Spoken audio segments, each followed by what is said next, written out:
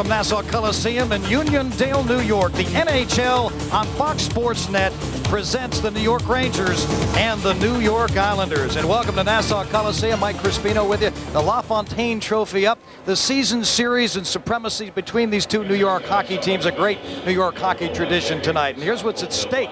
If the Islanders win or tie, Charles Dolan and the Rangers will cough up $100,000 to Islander charities. Should the Rangers win this game, $100,000 goes from Charles Wong and Sanjay Kumar to the Rangers' favorite charities. So there are no losers tonight. No matter what happens, we expect a great hockey game, as we saw last night. Maybe a little carryover, perhaps. Here's Howie Rose along with Joe Micheletti for a preview. Guys? All right, Mike, and you know what? It's hard to imagine that there would not be any sort of carryover when you consider, Joe, two teams out of the playoffs, week and a half left in the season. That was pretty passionate last night. Oh, yeah, it really was, and I think it'll continue tonight. I mean, both teams, you talk to the players on both teams, they can feel that. I think there's a buzz here in the Coliseum regarding the anticipation of this game, so I think we're going to see a lot of things happening tonight. And probably pretty soon, too, because it started early last night. The game had an edge to it. It was physical. Well, and when you talk about the Islanders and players that play with an edge, it's certainly Steve Webb. And there you see what's happened this year with the series tied 2-2. And as Mike Crispino was talking about, the Pat LaFontaine Trophy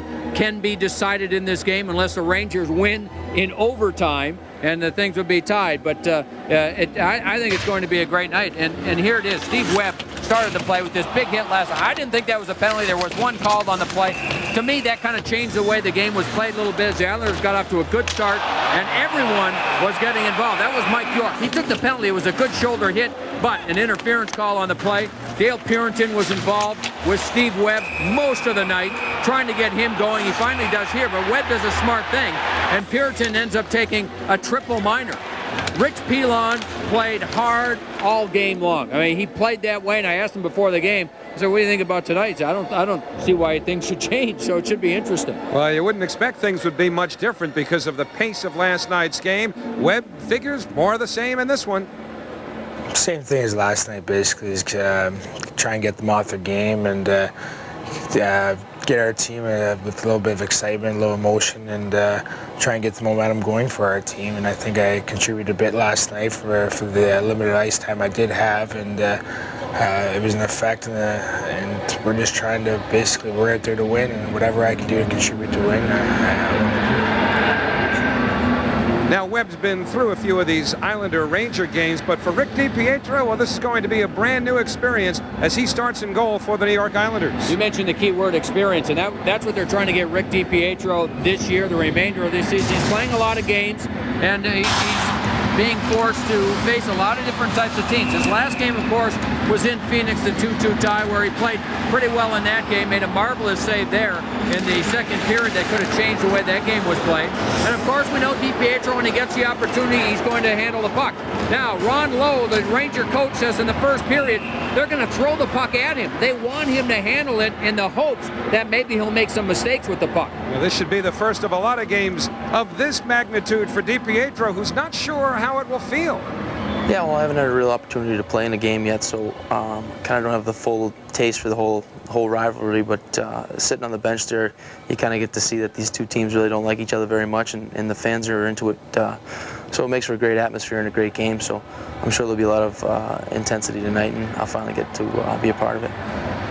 Well, the Rangers, and of course, for that matter, the Islanders, will not be part of the Stanley Cup playoffs this year. And so at this time of the season, coaches tend to experiment. And that's what Ron Lowe of the New York Rangers has done with his top line. Yep, Mark Messier is still centering the first line, but he's got some youngsters playing on the wings. Well, you know, Radek Dvorak has had a good season for the Rangers. When you talk to Glenn Sather and Ron Lowe about who's played well for the team most of the year, Radek Dvorak is one of those players that they mentioned. You'll see him on the left side of your screen here, right off the faceoff. Messier just puts it straight ahead, and Dvorak has tremendous speed, and he's not afraid to go to the net. Has had trouble finishing at times, but this has been a good line. And then you've got Dvorak there getting the shot on the setup from Messier, and then you got the youngster, 21 now, but getting some quality ice time. That's Manny Malhotra, who scored a big goal last night. He has very good speed down the wing, and I think when you take Malhotra and trying to find out whether he can play in the National Hockey League, I mean, who better do you put him with than a guy like Mark Messier that can teach him and lead him the way? He knows when young players have a chance to mature, and he thinks these guys could be something special. he came into the league with a lot of physical attributes, but he really needed to learn the game. You know, he didn't play much hockey the last 2 or 3 years, and right now we need to play Manny and let him just go out there and enjoy the game, enjoy playing the game without having to worry about making a mistake and not getting back out there. And I think he's really responded. He's a very intelligent kid. He really cares about the success of the team, and those are the kinds of things you're looking for from your young players, if they're going to be part of the solution down the road for you, and do they have an upside? And I see all of that in Manny. One of the Islanders youngsters, Jason Krog, is up. Claude Lapointe will miss the game with a bruised foot. We'll get you started from the island in a moment.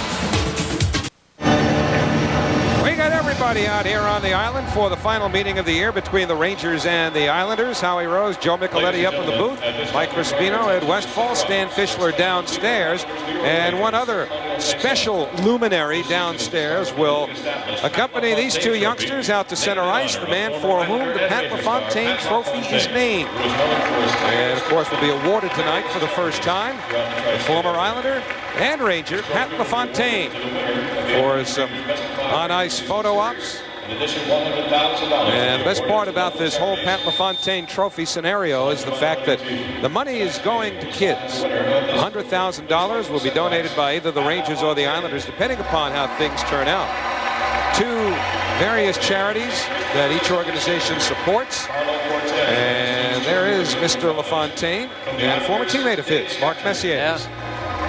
He's a terrific guy, isn't he? Boy, he's done so much in every city that he has played. Buffalo, of course, for a number of years here on the island. Just a tremendous person and individual. He's going to run for office someday. You know what? You think that, huh? I just have this feeling. He is, and he always has been, but even more so since he stopped playing. Pat LaFontaine is so polished and so unusual in that he will look you right into the eye regardless of whether he knows you or not. Take a little extra time to get to know your name. And I mean, he can work a room. Yeah, he can work a room pretty well. He's always treated people well. Everybody. He's treated well. And that's probably where he's got. So he's been polished for a long time. I know. I just have this. I see public service in that man's future. It'll be interesting to see where he decides to go with his life, but he's enjoying what he's doing now. He's staying busy. He's got a book out. I think JD was saying last night the book's in its 3rd printing already. Oh, is it? Yeah. We still haven't decided exactly what will transpire in the immediate aftermath of the awarding of the LaFontaine Trophy. I say the winner just gets to carry Patty off the ice. That makes sense? Pick up Pat, why not? Take him around for a spin. Why not? In fact, our charity auction we have going on, maybe we should get somebody to call in and make a donation and get down here, be the guy that carries them around. Works for me. Why not? This is the Dodge goaltending matchup. Guy Hebert, picked up by the Rangers from the Mighty Ducks of Anaheim, will hook up with Rick DiPietro, and you'll note Hebert's hair there. Very Islander-like, isn't it? His wife wanted him to go blonde, just like the Islanders ensured that Rick DiPietro would go blonde when they pulled his chip out of the hat not too long ago. Yeah, and two things to look for with these two blonde goaltenders. First of all, with Hebert, he had a little kind of tweaked himself last night, but is back in there in this game. And as I mentioned earlier, with DiPietro, with the Rangers, where a lot of teams try and keep the puck away from him, the Rangers are going to try and make him and force him to handle the puck and see if they can't force him into a mistake here in the first period. So we're just about set to begin. Our New York Islander high definition broadcast of tonight's game is brought to you by Panasonic, just slightly ahead of our time. And look at these lineups. Berube on the ice against McCarthy. Webb out there as well. Pilon out for the Rangers. We could have some fireworks right at the start. Rich Pilon was very aggressive blocking shots last night, never mind just taking the body. A lot of penalty time in last night's game. Off the draw, Pilon and Berube got together along the boards. Then Pilon and Webb. Webb returns fire. Webb's going to get a penalty here, but there could be more. McCarthy wants a piece of Webb. All of this 15 seconds in. And it doesn't look like anything too serious will evolve from this. But didn't take long. And already the parade to the penalty box has started. Well, this young officiating crew could be awfully busy in this game. They were busy last night with all kinds of power plays for both teams, and we'll see an early one. And it didn't take long. Webb is lined up here against Adam Graves. And Webb goes in. The Islanders are able to get the puck in. And then they go on the forecheck. And Webb, remember Webb early in the game last night with a big hit. And this time, Pilon gets Webb with a good hit, but then Webb responded. That's something Webb doesn't normally do, is respond with a penalty. And last night early in the game, the Islanders got off to a great start. And then Webb with that hit on Mike Motto. And it was some kind of nasty game. And that's the way this one has started. And the Rangers end up with an early power play. Zdeno Chara and Kenny Janssen on defense for the Islanders. Chara gets rid of it. Martins and Cherkovsky the forwards. This is Mike Motto, number 33, on defense. However, another penalty called. And let's see which way this one goes. It's got to go against the Rangers because the Rangers touch the puck deep in their own zone. I believe it's well, it's not the Rangers. There was a Ranger knocked down on the far side, the Islander right? blue line, Yeah. right around the Islander bench as play moved the other way. So this was behind the play. And Lorne Henning's team is going to be 2 men down here for a period of 1 minute and 48 seconds, right at the beginning of the game. Now, Lorne was a little critical of his team's lack of discipline last night, something that Butch Goring had a lot to say about during his tenure as Islander coach this year. Here it is over here. Let's keep an eye on those two. Well, there's the push. It's not necessary at that point. And so the Islanders down 5-3. I mean, Chara didn't have to do it. Let's remember, though, that the tension is high in this game. And you've got a very young crew. Well, the set play, but the Islanders failed to clear as DiPietro couldn't get it out. Janssen threw it back to DiPietro, but now the Rangers will set up the 5-on-3. Nedved, Holovic, Nedved in the slot, back to Holovic, and he misses short side. Leach scrambling holds it in. Leach and Nedved at the points. Peter Nedved up high. Now to Leach, who closes in, sets up Messier. Nedved to Messier, one-timer, missed the net. Comes hard to Leach in the corner. Back out to Nedved. Peter Nedved looks for a play. Nedved, wrist shot, and he missed upstairs. That got a piece of Dvorak on the way through, and now Hammerlick clears. Now that's 3 shots that the Rangers took on that sequence and missed the net on all 3. And only one of those I would consider a good quality chance, and that was Messier's shot that missed high and wide. Nedved got to the line, and his pass was batted away by Hammerlick, and now Kenny Janssen knocks it down and clears. 42 left to the 2-man power play. 12 seconds more than that to the man advantage overall for the Rangers. Just 1 minute 40 into the first period. Dvorak up left wing. Checked by Martins. Holovic in to help out for the Rangers. Spins it into the corner. Hammerlick there. He's met by Messier. Now Martins works it back the other way. Taken back. Nedved scores. Peter Nedved makes it 1-0 Rangers, and the Rangers will still have 34 seconds of power play time. Now Hammerlick's upset because when he handled the puck in the corner, Messier came from behind and bumped him and then tied up his stick. I'm not sure if he actually held it or just tied it up. And Hammerlick still arguing the call, and then Hammerlick couldn't play the puck, and the Rangers turn it into a goal. So with the puck coming in deep, Martins does a pretty good job here to stop Dvorak. But then the Rangers are good on the puck. And now here's where Hammerlick comes in. Now watch coming from behind right there, Messier. And let's see if he's got the stick. Kind of holding on to the stick, squeezing the stick off to the side. You see Hammerlick turn to the referee right away. It turned into a beautiful goal by the Rangers. And here it is again. Keep an eye on Messier and watch the stick right here. He's got it. Can he get it free? Couldn't get free to play the puck. I think it's a good play by Messier. I think it was a good play by Messier. Just didn't grab it with the hand, delayed him enough so that the Rangers could get control. The quick pass in front, Nedved with the beautiful wrist shot. 31 on the year for Peter Nedved. Second night in a row that he scored one of those 5-on-3 goals. So Messier just kind of had Hammerlick's stick there tucked underneath his armpit. Yeah, well, you know, it was kind of by his waist. It wasn't even up high where you could even see the right arm squeeze on it. It was just in that perfect position where Messier, being the veteran that he is, smart player, was able to just kind of delay him and not allow that stick to get free. Holovic and Messier draw the assist. Here's Connolly back the other way with now just 18 seconds remaining on the second Islander penalty, the one against Chara. So Nedved with his 31st from Hlavec and Messier at 153 on the power play, and that is the third all-time leading point scorer in the history of the National Hockey League. That can still play, can he? Point number 61 is it on the season? And you know, he's played better, I think, since they changed the wings. You know, they gave him Malhotra that's just full of energy playing on that side, and he's got a chance to teach him, and Malhotra, you know, just wants to learn to play, so his effort is there game in and game out. And then Dvorak, I think, has helped him as well, playing on the other side. Someone who's got a lot of speed and wants to score. Ron Lowe was telling me before the game that he thinks that's where Malhotra's future is, on left wing. Meantime, the puck back in the Islanders' zone. Just 2:35 gone here in the first period. Rangers have scored during a 5-on-3 stretch. Now the teams are at full strength.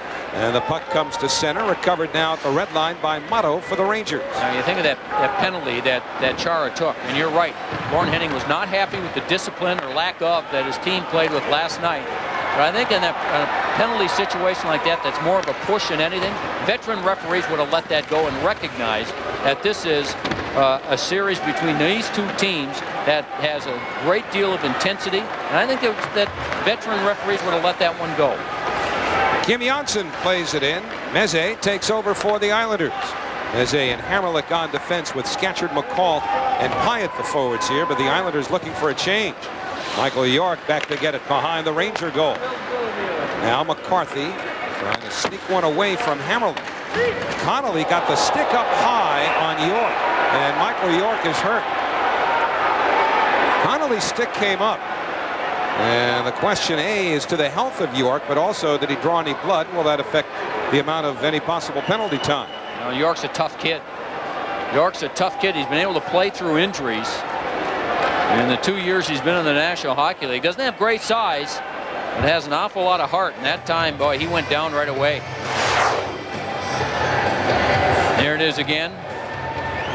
Now on the play, the puck kind of bounced up in the air, and Connolly was trying to play the puck. Watch, he'll try and hit the puck out of the air. And I don't think he made contact with the puck. I think he just gets him with his stick. Here it is again. No, it was the puck. It was the puck. Pardon me. He did make contact with the puck, and it was the puck that got York. And so the referees make the right call. No call. And York apparently all right. So York thinks that there should have been a call. I don't think he recognized it or realized at this point that it wasn't the stick that got him, and it was the puck. And I think he's asking right there. I think somebody just told him that it was the puck and not the stick. Ted Green has a pipeline to our telecast because he just told York that it was all puck. That's something I never thought I'd live to see. Teddy Green in the employ of the New York Rangers. Boy, was he a villain back in the early 1960s at the old Madison Square Garden. That was the rivalry that really preceded this one in terms of passion here in New York. The old Ranger-Bruin rivalry, of course, started to be supplanted by Rangers-Islanders when the Islanders joined the National Hockey League in 1972. You know what? Ted Green has been with Glenn Sather a long, long time. Spent many good years in Edmonton. And Glenn Sather's a loyal guy and likes to have people around him that knows his formula for having success. 4:15 gone here in the opening period. Peter Smrek, number 25, defenseman, recently picked up from the St. Louis Blues, sends it to the Islander line. Dumped back in, and this is Smrek with a puck. Rangers are happy with his play in this first piece of his Rangers career. Offside there. Hlavec ahead of the play at the Islander line. Well, both the Rangers and the Islanders have been doing this for a while, playing their young players. And now Ron Lowe, the Ranger coach, is doing the same thing. And they want to get a good look at the young players. So they've had some rookie defensemen on the ice and getting a lot of minutes. We talked about Malhotra playing on the wing with Messier. They're trying to figure out if he can play. And Ron Lowe was saying before the game, he said that game last night, he thought Malhotra was just great. He said it was the best game he has seen him play, where he's actually had confidence with the puck, and he was trying to make plays with the puck. He knows he can shoot, he knows he can skate, and he started to make some progress last night handling the puck. So they want to find out who can play as they prepare for next year, just as the Islanders are doing the same. One big difference between Malhotra and Tim Connolly. Connolly's played his first 2 years in the NHL. And yeah, I mean, it's been with mixed degrees of success to this point, but he knows that the Islander organization wants him here long term, and they're all on the same page about that. Well, the way things were going between Neil Smith and John Muckler and the problems they were having, well, really Malhotra could not be sure of that. So he really spent 2 lost years before the new management came in this season. I agree. I think both gentlemen should have gotten together on that, and Neil Smith was the general manager, the boss, and he should have done the right thing for the kid, and I don't think he did. That thing went on much longer. They could have come darn close to rooting them all together. A dump in by Brian Leetch, and DiPietro out to field the puck. Did you see when it became a 5-on-3 for the Rangers how Kenny Janssen intentionally threw it back to DiPietro, expecting Rick to clear it all by himself, but he wasn't able to get it out of the zone? I think that's the first time I can remember the Islanders making a set play to that extent using DiPietro's ability to handle the puck. I agree. We've certainly seen it with New Jersey over the years, and it'll work if you've got the right communication between your defenseman and your goaltender. Marius Cherkovsky up the middle. Kolnick came together in center with Sandy McCarthy. And now Kavasha peels it back and over the line. Looking for Kolnick was Cherkovsky. Adam Graves cut it off. Now Kolnick takes a hit along the boards from Dale Puritan, who was in the middle of all that stuff with Webb last night. Yeah, he went right after Kolnick. Much smaller player. Pilon just took a little run at Kolnick. Kolnick's got it back, sets up Cherkovsky, save, and then Kavasha missed a wide open net on the rebound. Oleg Kavasha wasn't at the best conceivable angle, but he still had a lot of net in front of him. He sure did, Howie. I know the puck was rolling a little bit, and he might have thought that he had to shoot it right away, and I think that he had plenty of time. He could have controlled the puck and put it into the empty net, and he missed an opportunity to tie this game. Islanders moving the puck quickly. Watch 47, Rich Pilon right there. Comes up to hit Kolnick, and Kolnick gets by him. So now Pilon, the defenseman, is out of position, and the shot will come from the other way. Kolnick gets back into position, the feed in front, the shot, and oh, look at all that net. And Kavasha was there and fired it wide through the crease. From the draw, Hamrlik plays it behind the Ranger goal line. Motto and Leetch on defense. And now Leetch sends it up the left wing boards. Forbes was decked by Branislav Meze. And it's Hamrlik back to wheel it the other way. Martins, Webb, and Berube out there for the Islanders. And then Forbes just missed a check on Webb. So Hamrlik sends Webb in. His shot is a glove save, and it's held by Hebert. It's a good shot by Webb, and when it goes through the defenseman Puritan, and it looked like Hebert had trouble picking it up. So it was in good position. I think more than anything, the puck hit him because of his position, and he wasn't able to react right away. Webb with the quick wrist shot and used Puritan as the screen. Berube with the pass all the way across. There you see Webb going. Now watch why he uses a defenseman. Throws it past him, and then Puritan and Webb, who were so involved in that game last night. Good puck movement by the Islanders. And there it is.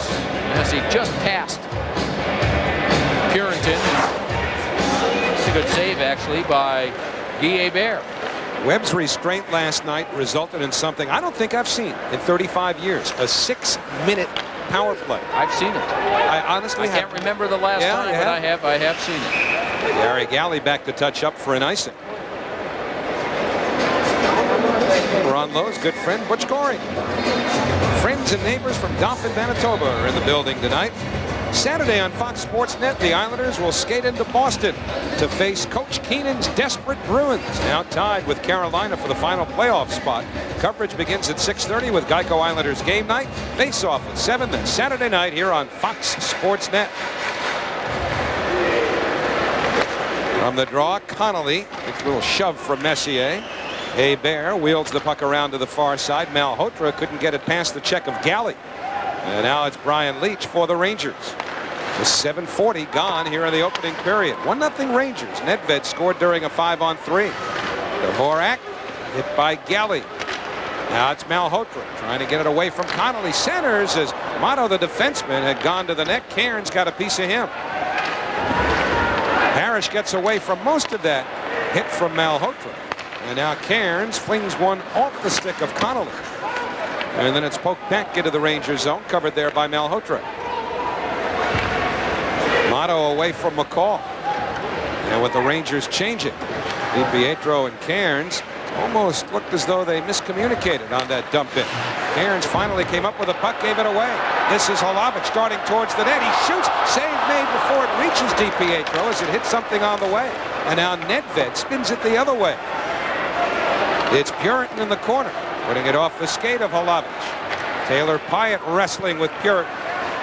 And then Malhotra, who came back, or at least Groshek did, to get it away. Now to Nedved. Nedved, quick shot by Johnson, and the save by DiPietro as Kim Janssen is stopped by Rick DiPietro. And Scatchard doing a little pushing and shoving in front. That play started because of the turnover in the neutral zone. And the Rangers did a nice job after the turnover to get the puck going the other way in a hurry. And that's when they ended up getting the room in Kim Janssen. Here comes the turnover. Taylor Pyatt can't handle it. Now here come the Rangers the other way. Nedved finds Johnson moving in. Here's a quick shot. Almost squeezes through the pads, and DiPietro gets the legs together in a hurry. Here it is again. The turnover. And now here come the Rangers the other way, catching the Islanders on a quick change. Good pass by Nedved. Quick shot by Kim Janssen. And DiPietro with the save. So the draw deep in the Islanders zone. York and Scatchard will face off. Swung around the boards by McCarthy, but he gave it right to DiPietro. Sizes up the options and then manages to beat McCarthy with that dump. And Janssen hustles back for the Rangers. Midway through the first period. 1-0 Ranger lead. Chara away from the oncoming York. Adam Graves follows towards the net. Bouncing puck. Kenny Janssen comes away with it. But there's going to be a whistle for a penalty here.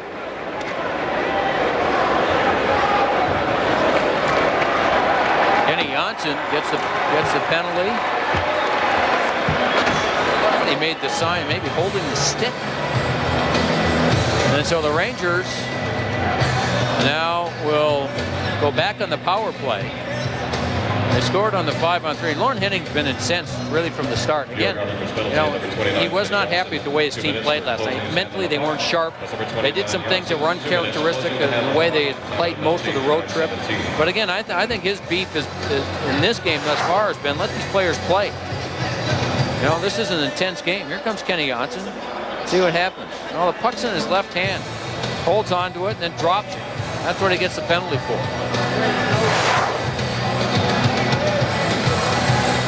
So the Rangers back to the power play here. They've got Messier, Malhotra, and Dvorak up front with Leach and Motto on the points.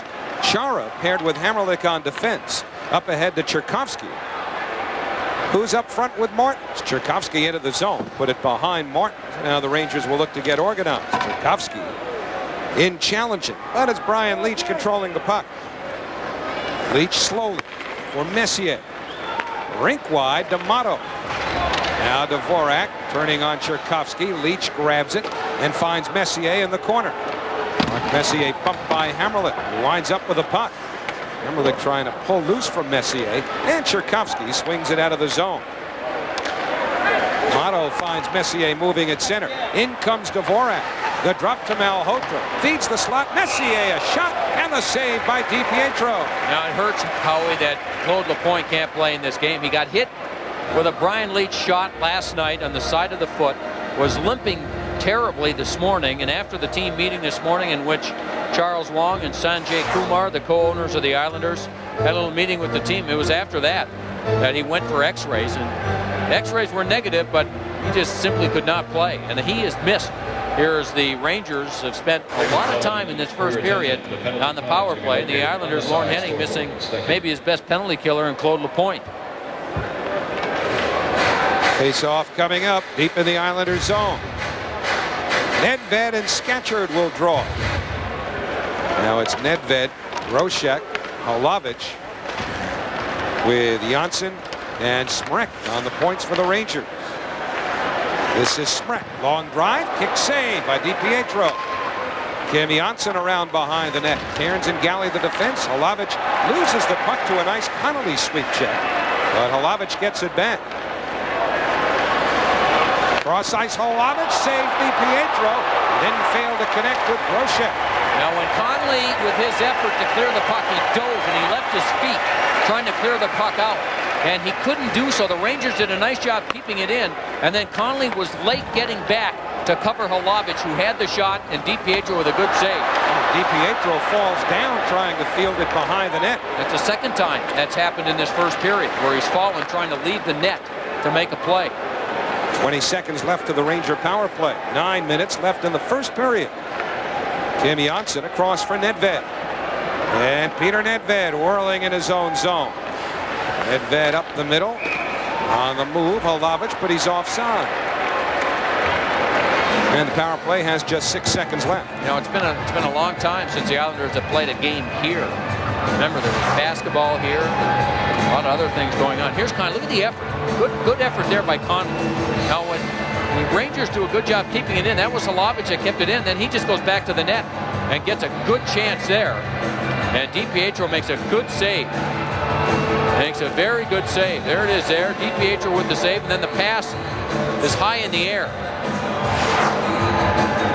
18 days since they've been here. The circus was here too. So this ice might be a little rough. Rich Pilon plays it deep. Out of the box comes Kenny Janssen. And the Islanders kill the time. Rangers credited with 3 shots on that power play. Hamrlik surrounded. And then he turns the puck over to Brian Leetch, and up come the Rangers led by Graves. Adam Graves over the Islander line, had it stick checked away by Meze. Mark Parrish there. No, he hasn't played much in this first period, has he? Parrish very little because of all the power plays. Hebert stops the dump in for Leetch. And now Sandy McCarthy sends York on his way. Michael York blasts one wide. Kavasha back for it. Graves finishes his check. They say Adam Graves is not doing that, finishing the checks, particularly in a vigorous manner, nearly as much as he did earlier in his career. It's been a real rough year for Graves, who has now gone 15 games without a goal. And that ties the longest stretch that he's ever had as a Ranger without scoring a goal. And you have to go back to the very first 15 games that he played as a New York Ranger. Yeah, he's had a number of droughts this year. You're right. It's been a tough year for him. A lot has happened in his life in the last year and a half. And now a whistle for a hand pass. The Rangers continue to lead it on a 5-on-3 power play goal. 1-0. Let's remind you again that from now until April 6th, MSG Networks is conducting Charity Week to help raise funds for the Cheering for Children Foundation. All TV and radio audience members can bid on once-in-a-lifetime experiences and memorabilia. For more info, watch MSG Network and Fox Sports Net, or go to www.msgnetwork.com. Charity Week, it runs through April 6th. It can help make a difference in the lives of New York City's children. I had a great time yesterday at PS 229 in Woodside, Queens, with a group of 4th graders who conducted a mock interview. They were on camera, holding the microphone, working all the equipment. Oh, it was a ball. It was great. They were ready for you, were they? Oh, yeah, you better believe it. I told them I didn't speak to the press and cut it short. Man, they were tough. They were tough. Taylor Pyatt behind the Ranger goal, trying to sneak out from behind. He got it to the net, and Hebert got a stick on it. And now Messier falls down. Yeah, you're right, Joe. I mean, they've been falling all over the place. I think this ice, again, 18 days, as you mentioned, Howie, and you could tell when you walked in, I think they repainted the ice. They might have even taken this out, but it doesn't look very good, and there are a lot of players that are having problems. You're seeing guys falling down just as Messier did there, and as a couple of players have in the Islander end of the ice without provocation. And neither team skated this morning on this ice. A couple of the Islanders came out. That Brad Isbister is one who has been injured and trying to get back in the lineup. But there are only a couple of players for the Islanders that skated this morning, so this ice didn't get much of a workout this morning. And there's another player that's had a tough year. Hillary Kamensky, will he be back? I mean, I think Glenn Sather and the Rangers are just going to pay some of these players off. I'd be very surprised if Val Kamensky is back as a Ranger next year. They still owe him a lot of money. But I think the Rangers are to the point where they're going to move on. I think they have to, Joe. I don't think there's any way, and this is where I think the Islanders have an edge over the Rangers at this point in terms of their development, you know, apart from what differences they might have from a financial standpoint, philosophically, because we don't know exactly how much money the Islanders are going to spend in terms of bringing high-profile type players in here, whether through trade or free agency. But I don't think the Rangers can seriously move forward until they divest themselves of some big salaries that really have become albatrosses to them.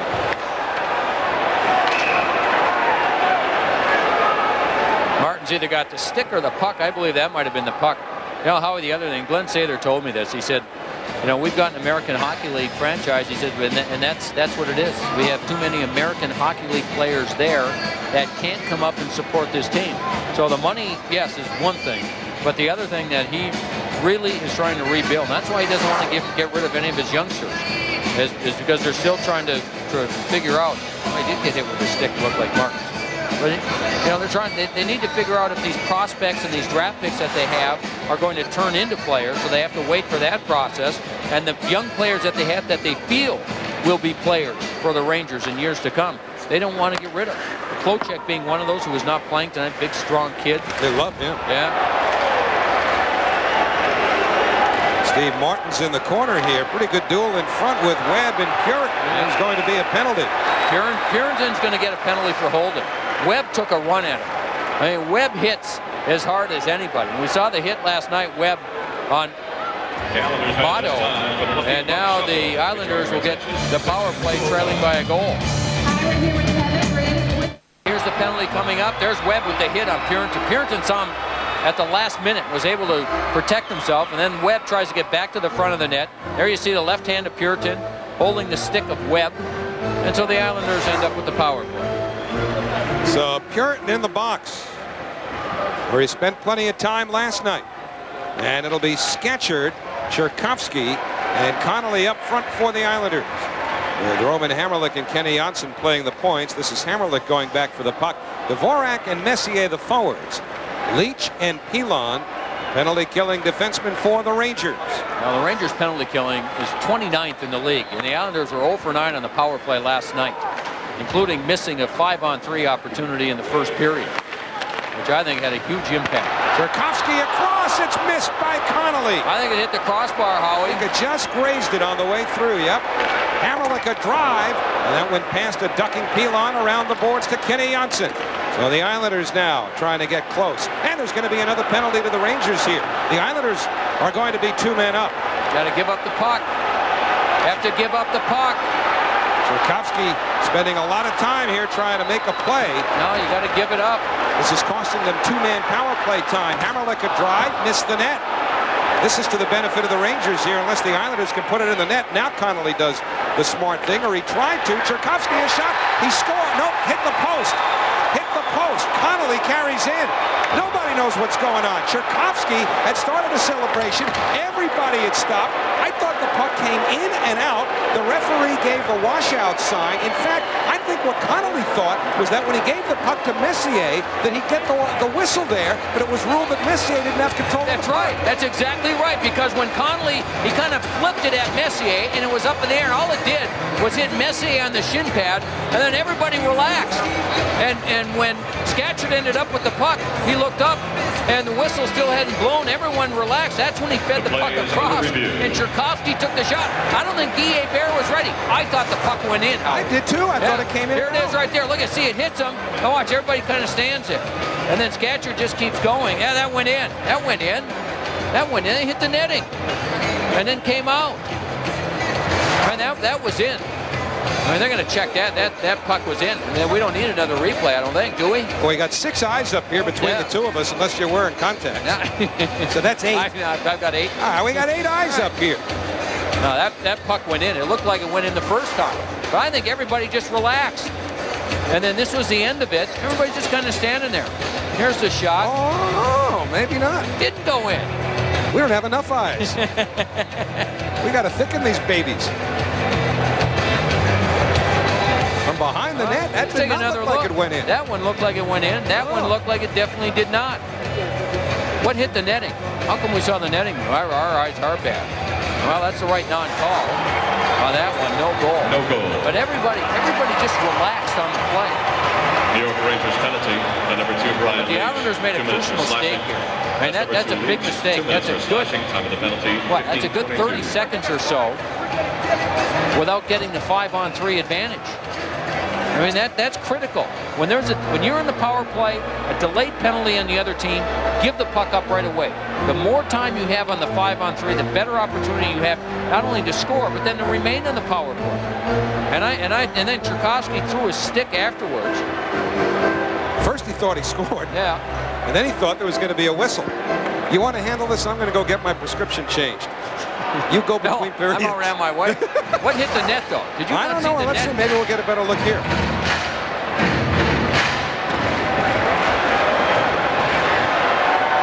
Well, the Islanders are going to try to hit the net now with a 5-on-3 power play. Janssen to Hammerlick. His drive save, Hebert. Pilon sweeps it to the corner, goes after it, and chops it out of the zone.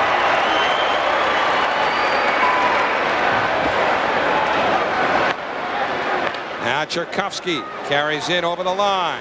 Sets up Hammerlick straight away. Hammerlick down low for Connolly. Tim Connolly feeds the slot. Janssen a shot. He scores! Kenny Janssen on the power play. 1-1 the score.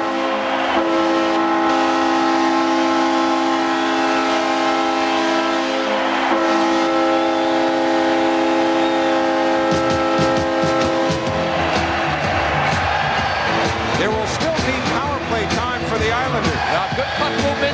Tchaikovsky is able to gain the line in the zone and now set things up. And Kenny Janssen was over on that side. The pass will come straight across the crease. There it is. Kenny Janssen, a perfect shot. And going down on the play to block it was Tim Janssen. And I think he screens the goaltender, Guy Hebert, a little bit. And Hebert reacts late. And over the right shoulder, here it is again. Good pass by Connolly. Great wrist shot by Kenny Janssen. 1-1. And about 1:25 still remaining. A scoreboard penalty clocks are not working here, certainly not within our range of vision. Overhead scoreboard does not have the penalty time on it too, so we had to do some quick arithmetic. And as of the moment, there's about 1:05 left to what is now a 5-on-4 power play for the Islanders, as Kenny Janssen has gotten this game even. Blasted around the boards by Motto and out of the zone.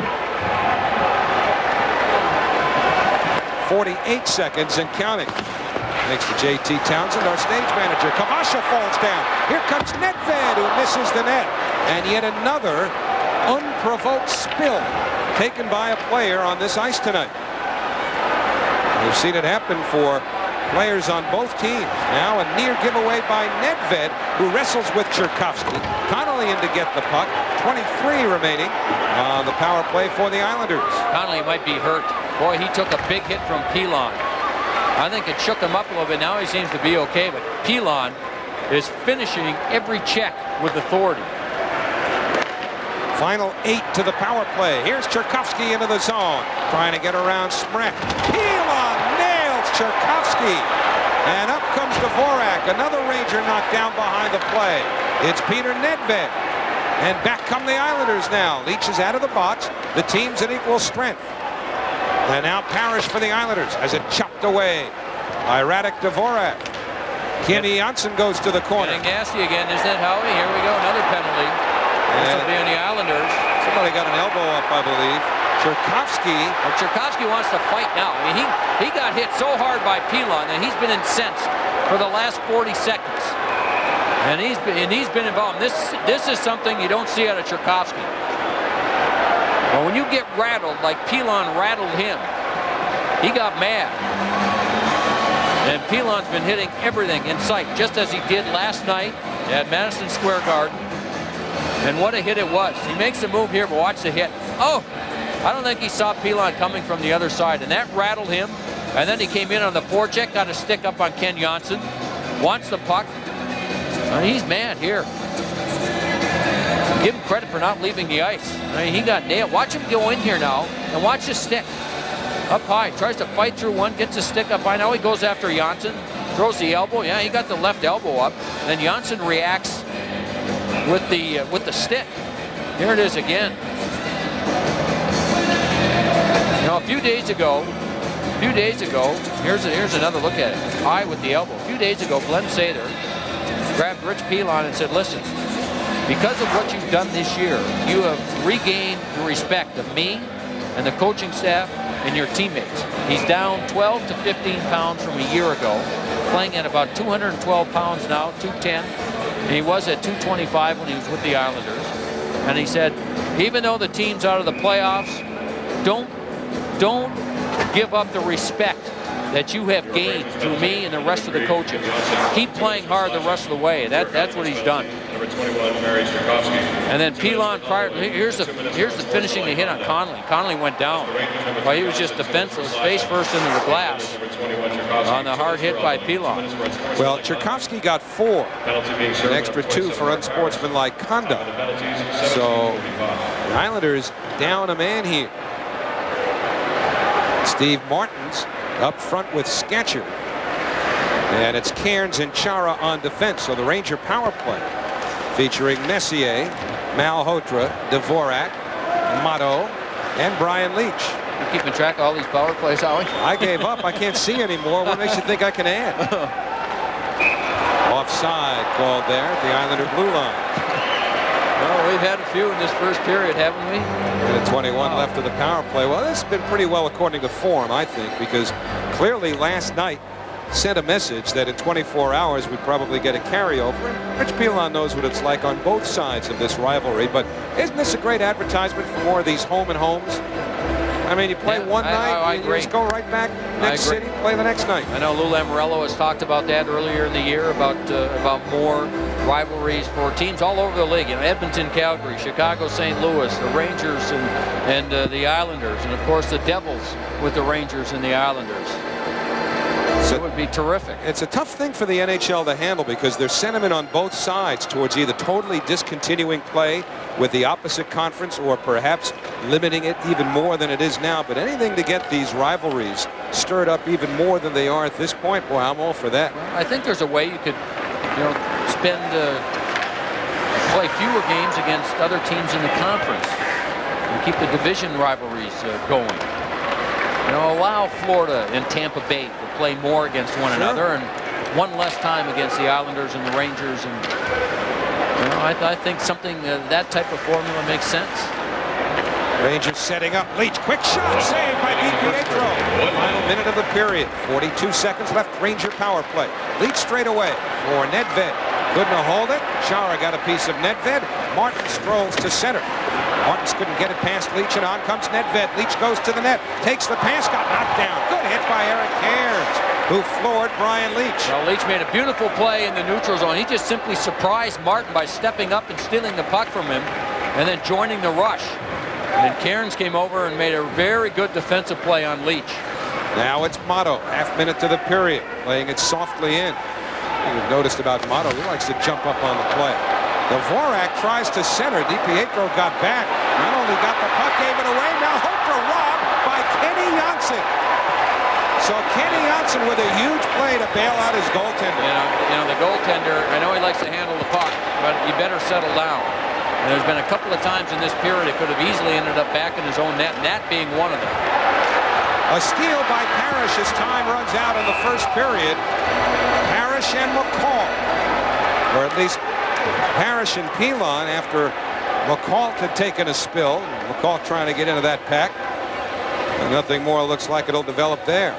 You know, DiPietro went behind the net, handled the puck, lost it, and then somehow the puck ended up back in his glove as the Rangers tried to get the puck in front. Well, there he is. Watch, he gives it away here, and watch, the puck ends up back in his glove right there. At this point, he's got to make the right decision.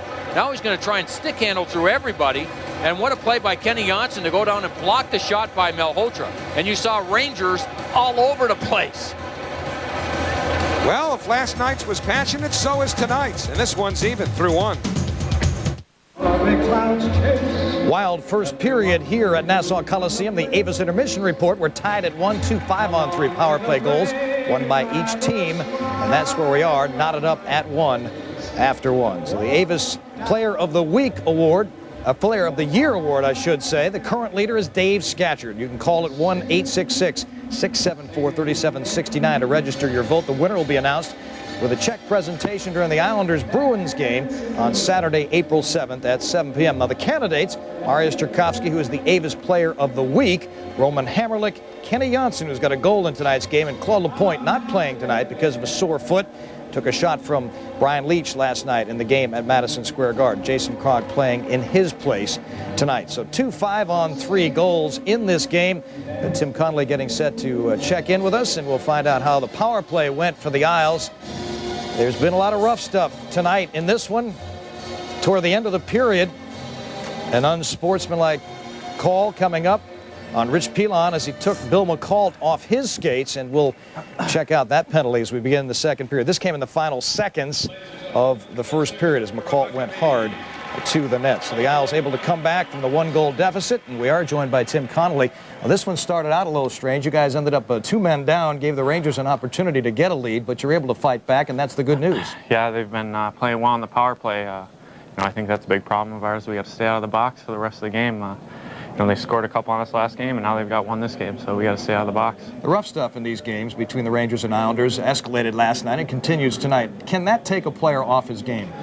I don't, you never know. It depends on what type of player it is, but, Steve Webb's doing a great job out there. He's playing great for us. He started up out there. He's got a lot of big hits, him and Berube. There's a guy not wearing number 47 for the Rangers that went after you pretty hard, too, Rich Pilon, the former Islander. That doesn't feel good, does it? No, he caught me with my back turn and hit my face up against the glass, but you just got to rebound, come back, and play harder. Now, when you know that there's physical play like that, is that mean your head's going to have to be up even more no matter where you are on ice? I think when there's a lot of physical play out there, it gets you in the game more than, a pond hockey game. When you're out there and, somebody's trying to take your head off, it keeps you in the game and it keeps you mentally ready. And certainly keeping the fans in the game. This first period has been a good one. Sellout crowd on hand. Thanks to Tim Connolly for joining us. We'll return with more intermission activities in a moment.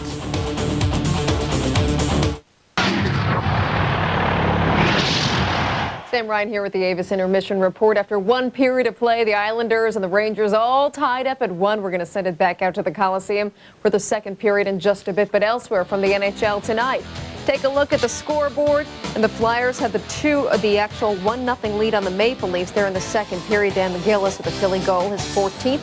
Past Cujo. Meantime, the Penguins up on the Blackhawks 2-1. After one period of play, Jaromir Jagr with his 45th of the season, and it's the Lightning leading the Canadiens 1-0 there after one period of play. Well, to the NBA, Stephon Marbury's postseason is officially underway. The Nets' leading scorer underwent surgery today to repair a ruptured tendon in his left pinky. Now, Steph's doctor said everything went as planned today, and his finger will be immobilized for 6 weeks. The Nets, keep in mind, play the Raptors tomorrow night in Toronto, and we will have the game right here on Fox Sports New York. Spring training baseball. The Mets and the Orioles today, now lighter. Got the start, continuing his impressive spring. Top of the 4th, Cal Ripken, have a seat. Allowed 1 hit, 1 walk, struck out 4. Hasn't allowed a run in 19 2/3 innings over 6 outings. Bottom of the 4th, Mike Piazza connecting a triple to right field. So Robin Ventura, come on down, makes it 6-0 Mets. And they had a tremendous 4th inning, actually 10 runs in the 4th inning. Now you know a home run's coming. Benny Agbayani delivers with 2 on the 3-run shot of John Bale. Benny had 3 of the Mets' 16 hits in this one, and they go on for the 16-4 win over the Orioles today. So that's it for us for now. Coming up next, it's the second period between the Islanders and the Rangers. They're all tied up 1 goal apiece. We're going to send it back out to the Nassau Coliseum for all the action coming up after these words. We'll see you after the second period. Avis Intermission Report. Rangers Isles tied at 1. Anger, hunger, thirst.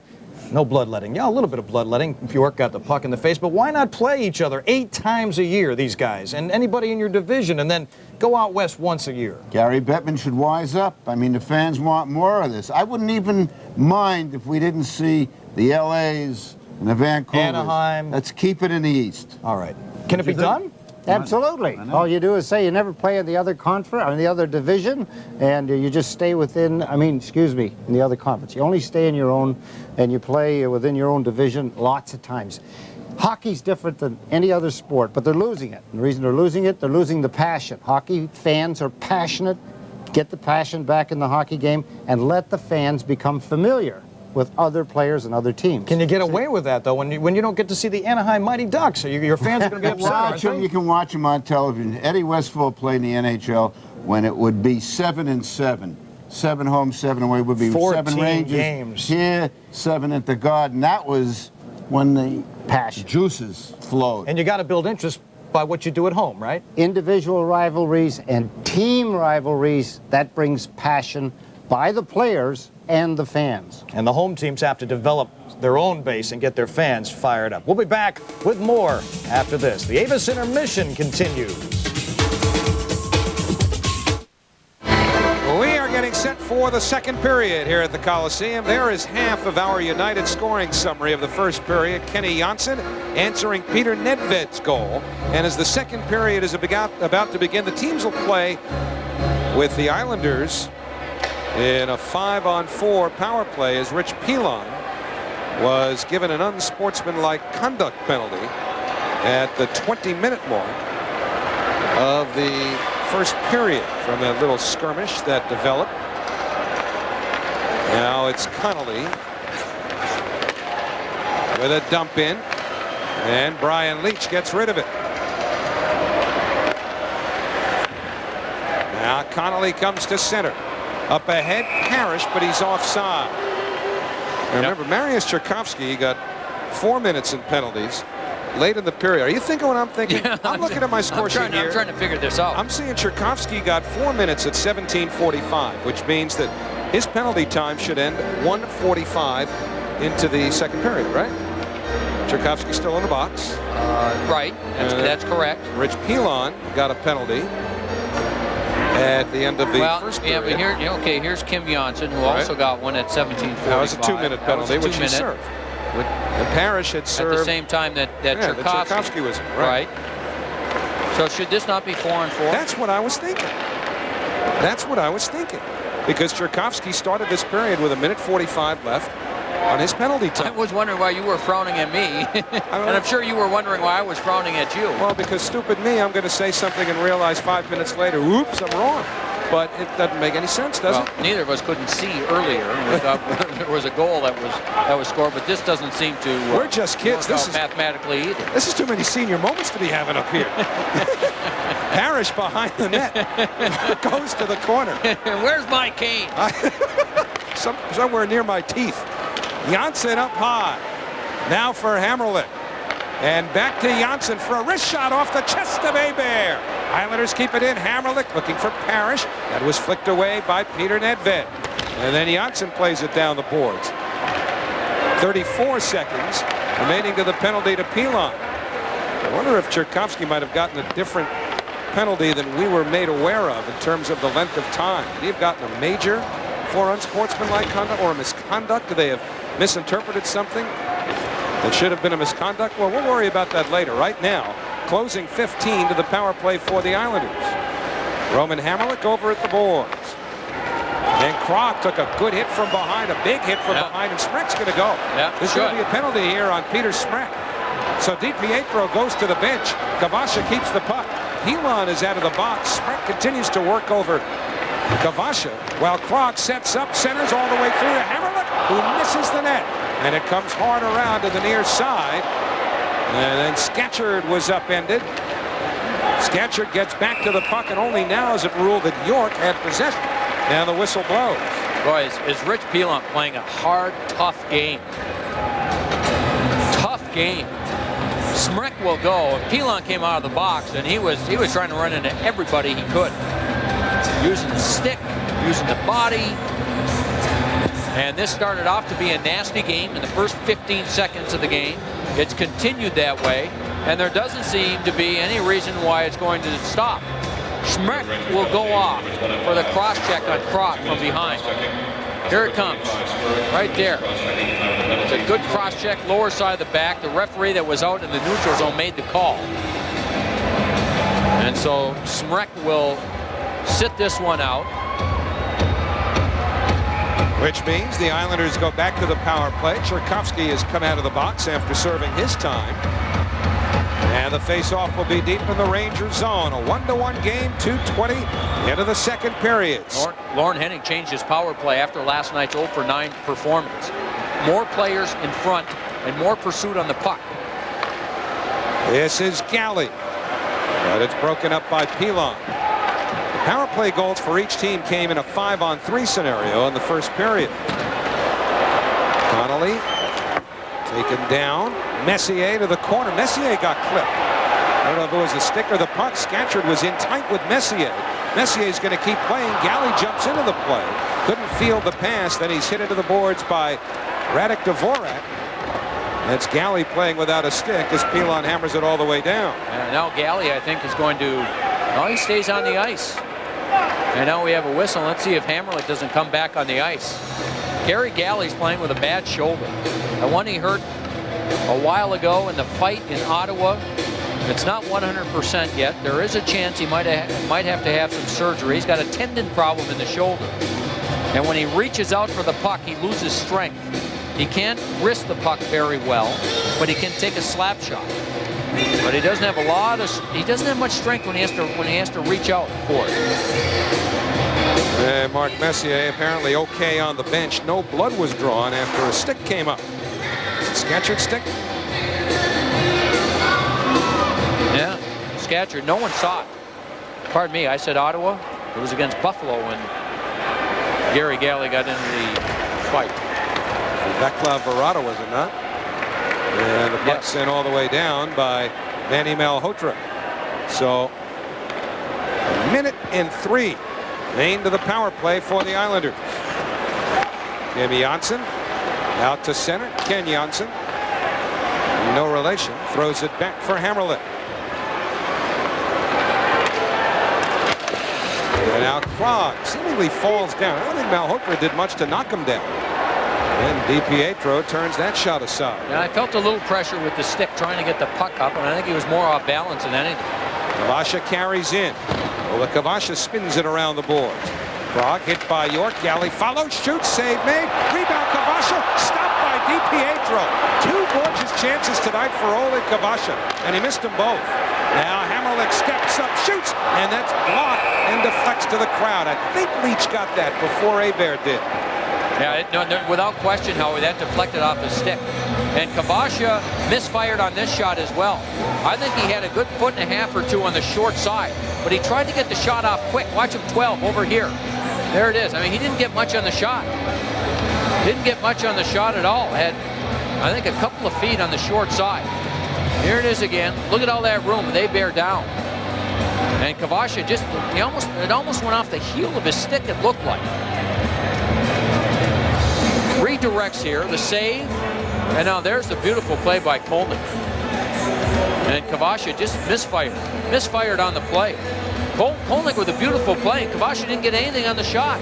Kind of rolled into Hebert, who made the save.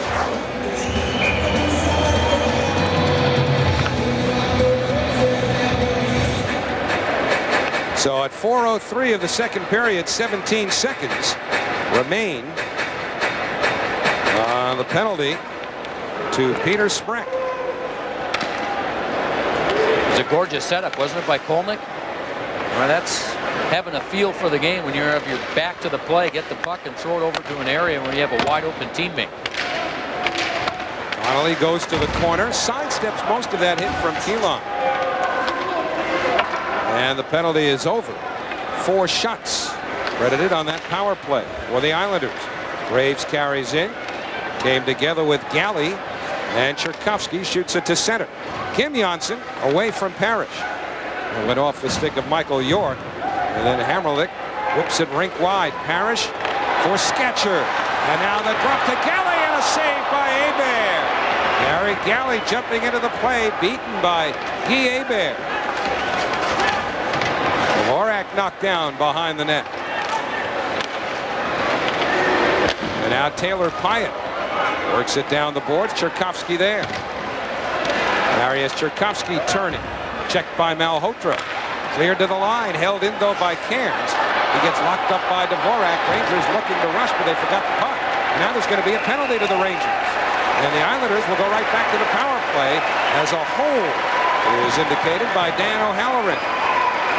Well, the Rangers have had a problem in their zone most of the season. They come in 30th in the league in goals against average. Dvorak takes the penalty. And so the Rangers had a chance to clear it, and they couldn't. The Islanders, that was a good shift by the Islanders. Very good shift. Look at the passing. And then this is the man here in the middle. Gary Galley ends up with a chance. Quick wrist shot. That's a good save by Hebert after beautiful passing. There it is again with Galley moving up on the play smartly. And Ron Lowe all season long has tried to work with the forwards to come back and help out the defense. And there's the penalty. Dvorak holding on to Eric Cairns, who stayed in the zone. And so the Islanders go right back on the power play. 3 consecutive power plays to start this second period. Kavasha, Krog, Kolnick, Janssen, and Galley for the Islanders. And it looks like Michael York has been excused from the face-off. It'll be taken by Adam Graves, who's played some center over the last couple of years. And he wins the draw back to Pilon. And now Graves sends it ahead. York with a little room. Mike York lets it go, but Galley gets a stick on that. And that becomes a souvenir. 12 seconds gone to the power play. Each team to this point 1 for 4 with a man advantage. Well, it was Brian Leetch that made the defensive play in his own zone that led to that last semi-break by the Rangers. Leetch was strong on the board. John Glenn Sader was telling me that Brian Leetch, also one of those players that's had a very good year. And he feels that Leetch would have had a better year had they had a little bit more depth on defense. Watch Leetch go in there and make the play on Kenny Janssen. Right there, and then clears the puck up, and Graves is able to get the puck out of the zone. But he feels that they had a little bit more depth on defense. They wouldn't have to play Leetch as much as he played, and he'd be more effective than he was this year, which was pretty good. Islanders try to set up. Kenny Janssen puts it behind the net. Leetch gets to it, then gives it away to Kavasha. Well, the Kavasha in close quarters with his own man Krog peels off. Now Galley for Janssen. And back for Galley again. He's challenged and eventually dumped by Mike York. And here comes Leetch. Brian Leetch still with the great wheels, moving in. Holds up, quick shot, and that's turned aside by DiPietro. And Adam Graves draws a crowd in the corner. Graves killing some time while Kavasha goes to him. And then Galley joins the party. And time continuing to tick away on this power play for the Islanders. Largely because of the work of Adam Graves. 47 seconds remain to the power play. Basho is checked by Messier. And then Jason Krog got it in, only to see Mike Motto dump it all the way down. And now the crowd with divided loyalties begin going after each other. As it's chipped to the line, but not out. 24 to the power play. Plenty of room, and it's cleared all the way down by Kim Janssen. Yeah, and right now it looks like the team that ends up with the most effective special teams is the team that's going to win this. Power play after power play after power play. It doesn't end. Well, at least statistically, that was the difference last night. Rangers won by 2. They had 2 power play goals, and the Islanders went 0 for 9. Radek Dvorak out of the box. No shots on that power play for the Islanders. They're now 1 for 5. Well, the Islanders feel that if they can keep the puck in deep, forecheck. And there's another big hit by Pilon. They feel if they can forecheck, they'll have success in this game. Olavic centers looking for Dvorak. He couldn't connect. Zdeno Chara trying to head the other way. But he turned it over, and Smrek feeds Nedved. Rangers completing a change. Oshek fires, and a save by DiPietro, who catches the top of the glass and clearing the puck. Now Kim Janssen. Nobody home for that pass. DiPietro will wheel it around the boards. Olavic jumps on it. Scatchard back in position. And now Kim Janssen away from Pyatt for Nedved. And the Rangers will complete their change. You know, and because of all the penalties, neither team, especially the home team, the Islanders, not really any type of establishment as far as matchups in this game. Pyatt for Scatchard. The redirection goes wide. Olavic turned around. And Messier takes one of the Islanders at the Islander blue line. Scatcherd double team. Still manages to find Pyatt. Messier trying to weave through the check of Hlavich. Again, I don't think Hlavich did much to knock Messier down there either. A lot of players just losing their feet trying to cut. And it seems like the skates just dig in and get stuck in the ice. It was going on continuously in the first period and here in the second as well. Second period just about 9 minutes in. Still 1-1. Nedved and Kenny Janssen the goal scorers. A lead for Webb. He's ahead of the play. Two-line offside pass. They'll bring it back. 1-1 midway through the second period. Midway through the second period here at the Coliseum, the Rangers and Islanders are tied 1-1, and joining Joe and I upstairs in the booth is the real deal. Not the trophy, but the living, breathing Pat LaFontaine, for whom the trophy in his honor will be awarded after the game tonight. Now, you had a pretty interesting concept, which I threw at Charles Wong earlier tonight. If this thing should wind up tied in points, will both sides throw in the $100 grand for their favorite charities? I think it's a grand. I think they should first put in the $100 grand and then do a shootout to see who wins the trophy. And I think it'll be the first shootout in NHL history, and I think it'll be shown all over because I don't think there's ever been one. And what better time to have a shootout than for charity? Well, that's perfect. Do you like that idea? Well, I'm not crazy about the shootout during the regular season, but under these circumstances, perfect. I think you should go down there for the shootout. After watching you playing, thank God you were on my team a couple of weeks ago, I think you're ready to get back out there. Well, it should you haven't lost anything. Well, that's nice of you to say. It was great to play out there. It was great for the gift of life. It was a great cause, and it was great to see Bobby Nystrom and Lauren Henning, Butch Goring, yourself, and just to be out there playing was a lot of fun. You look good. You're keeping yourself in good shape, aren't you? Well, trying to. My 3 kids are keeping me busy, and Mary Beth, we're over in Connecticut right now and enjoying it. They're getting big, and it's been nice. I've been pretty busy with the book Companions of Courage and doing the foundation Hockey's All-Star Kids, and then of course I've been renovating some houses there, so I've been pretty busy. I know our friend JD was mentioning last night on the broadcast, and Howie mentioned that the book is. Tell us about the book. It's in its 3rd printing now. It's going into its 3rd printing. It's done quite well. We're really pleased with it. All the proceeds go to Hockey's All-Star Kids Foundation, which I guess we have a breakaway here tonight. Messier springs Dvorak. 2-1 Rangers. A short-handed goal for Radek Dvorak. Well, you've got the broadcasting on. You know when to stop. I try and shut up every now and then, too.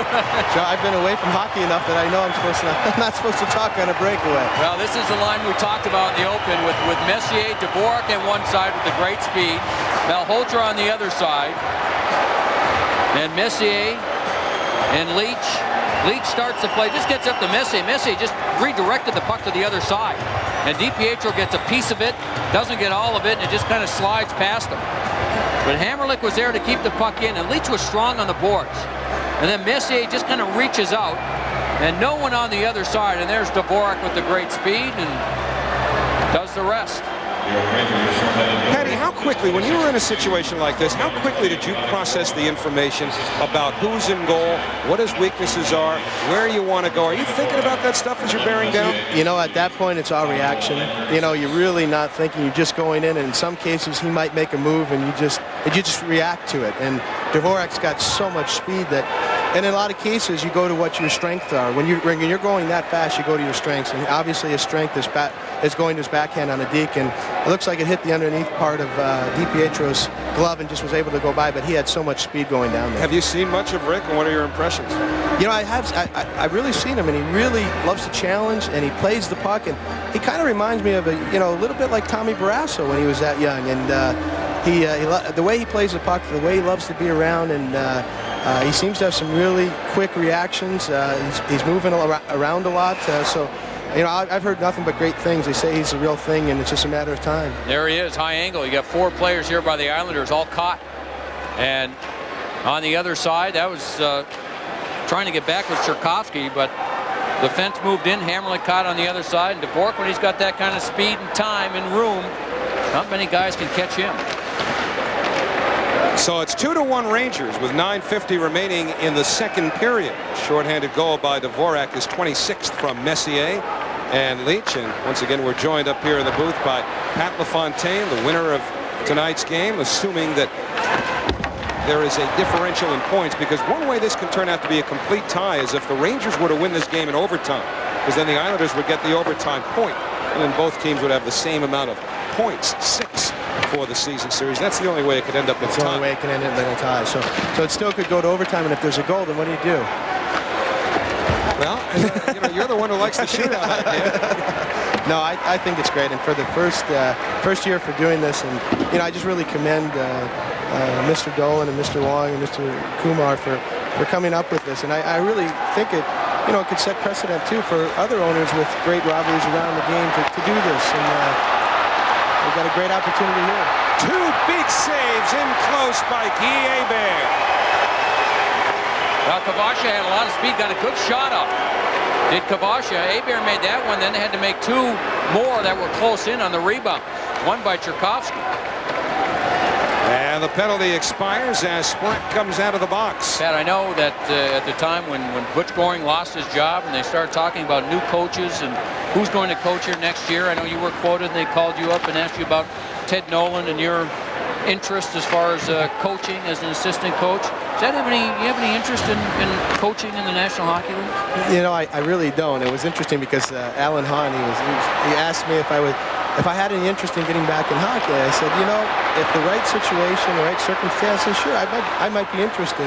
And it was interesting because I did get a phone call from a friend of mine here on the island that said, hey, I hear you're a package deal. You're going to come back and coach. I said, I am. I had one other idea.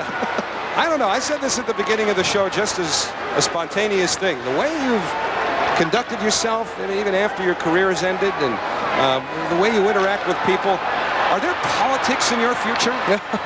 Well, I think I'll stay away from that too. Stay away from an answer or stay away from politics? Yeah. I think I'll be closer to the ice before I go into politics. Are you living in Chappaqua? Not too far from there. No, I'll try to stay away from there too. Politics of the ice, you can wind up in the same place. Yeah. No, actually, you know, I'm really enjoying what I'm doing with the book and the foundation that we've created, Companions in Courage Foundation. Public service is not a thing that's in your future? You know, well, I think more just service and more getting involved with this foundation. And, you know, the game, to play 15 years and to play for the Islanders and the Rangers and the Sabres and, you know, the people I've met during my career, you know, I'm very thankful. And I thought that if there's something I could do involving hockey in this book project, Companions of Courage, it's just kind of taken a life upon itself. And we're probably going to do another book. We were a bestseller in Canada for a long time there. And it's been real exciting building this foundation. And it really stems back from hockey. And hockey was what spurred it on. So I'm enjoying being close to the game, but still being a fan in a sense and watching the players and do great things out there. So you enjoyed the process of going through writing the book, and then the fact that you're probably doing some traveling as well with the foundation, more than you want at this point? Well, you know, to get the foundation going and to get the book out there, you have to really build that base and keep it going. But obviously, it's great to be home. That's one thing I don't miss on the traveling end of things. I don't miss waking up sore every day. But yeah, you know, it's been something that I really, really enjoy. And the book project was a lot more work than I thought, Joe. I remember Michael J. Fox saying to me, he says, you must have really hit your head hard. What are you doing a book for? and he says, I'm just kidding. He says, the only reason why I say that, I'm doing one myself. He's doing a book. And yeah, it is true. It's a lot of work, but it's been great. I've enjoyed that. I'm enjoying this renovation business that we're doing in Connecticut. So I found out that, you know, there's a lot of things to get passionate about outside of the game, but at the same instance, it's also nice being here and being a part of the game. Well, you've done a lot of good for a lot of people, and you're a good man. We wish you luck, and thanks for the visit. Well, thank you. It's great being here, guys. Good luck, Pat. Thanks, Howard. And congratulations on the trophy which bears your name that I guess you'll be in on the presentation after the game. Yes, it's quite an honor, and like I said, it's just a thrill and an honor for me to be associated with this great rivalry. 2-1 Rangers, 5:38 remaining in the second period here at the Nassau Coliseum. This is the type of thing that makes general managers in the league go, boys, this guy got some talent. Kavasha, look at the moves and then the shot. Forces the goaltender to make a good save, Hebert, and then Hebert has to make 2 more saves on Marius Tchaikovsky. But the move keeps the feet going, pulls it in with the long reach, the quick wrist shot, forces the goaltender, and then, I mean, that's just the kind of play that they're hoping to see on a consistent basis from Oleg Kavasha. And the Rangers come back down the other end and force DiPietro to make a good save. From the draw, Kim Janssen being chased by Taylor Pyatt, who lines him up and missed most of that check. McCall back behind the Ranger goal, turned around by Dale Purinton. And so Pyatt comes in. Kim Johnson goes to him. Meantime, Purinton and McCall haven't given up their wrestling match yet. So it's wound around by Groshek and all the way down into the Islanders zone. Kenny Johnson back 4. And it dribbled back to Johnson in the Islander end of the ice with 5 minutes remaining in the second period. Special teams very much the story in this game. Each team with a 5-on-3 power play goal. Rangers with a shorthanded goal. They look for more. Hlavich shoots. He scores! Jan Hlavich makes it 3-1 Rangers.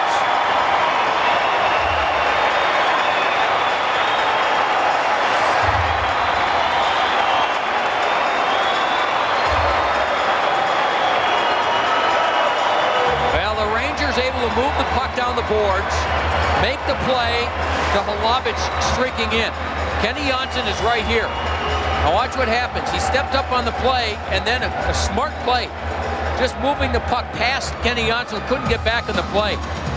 And that was Groshek that made the play in the neutral zone. Watch Groshek right here.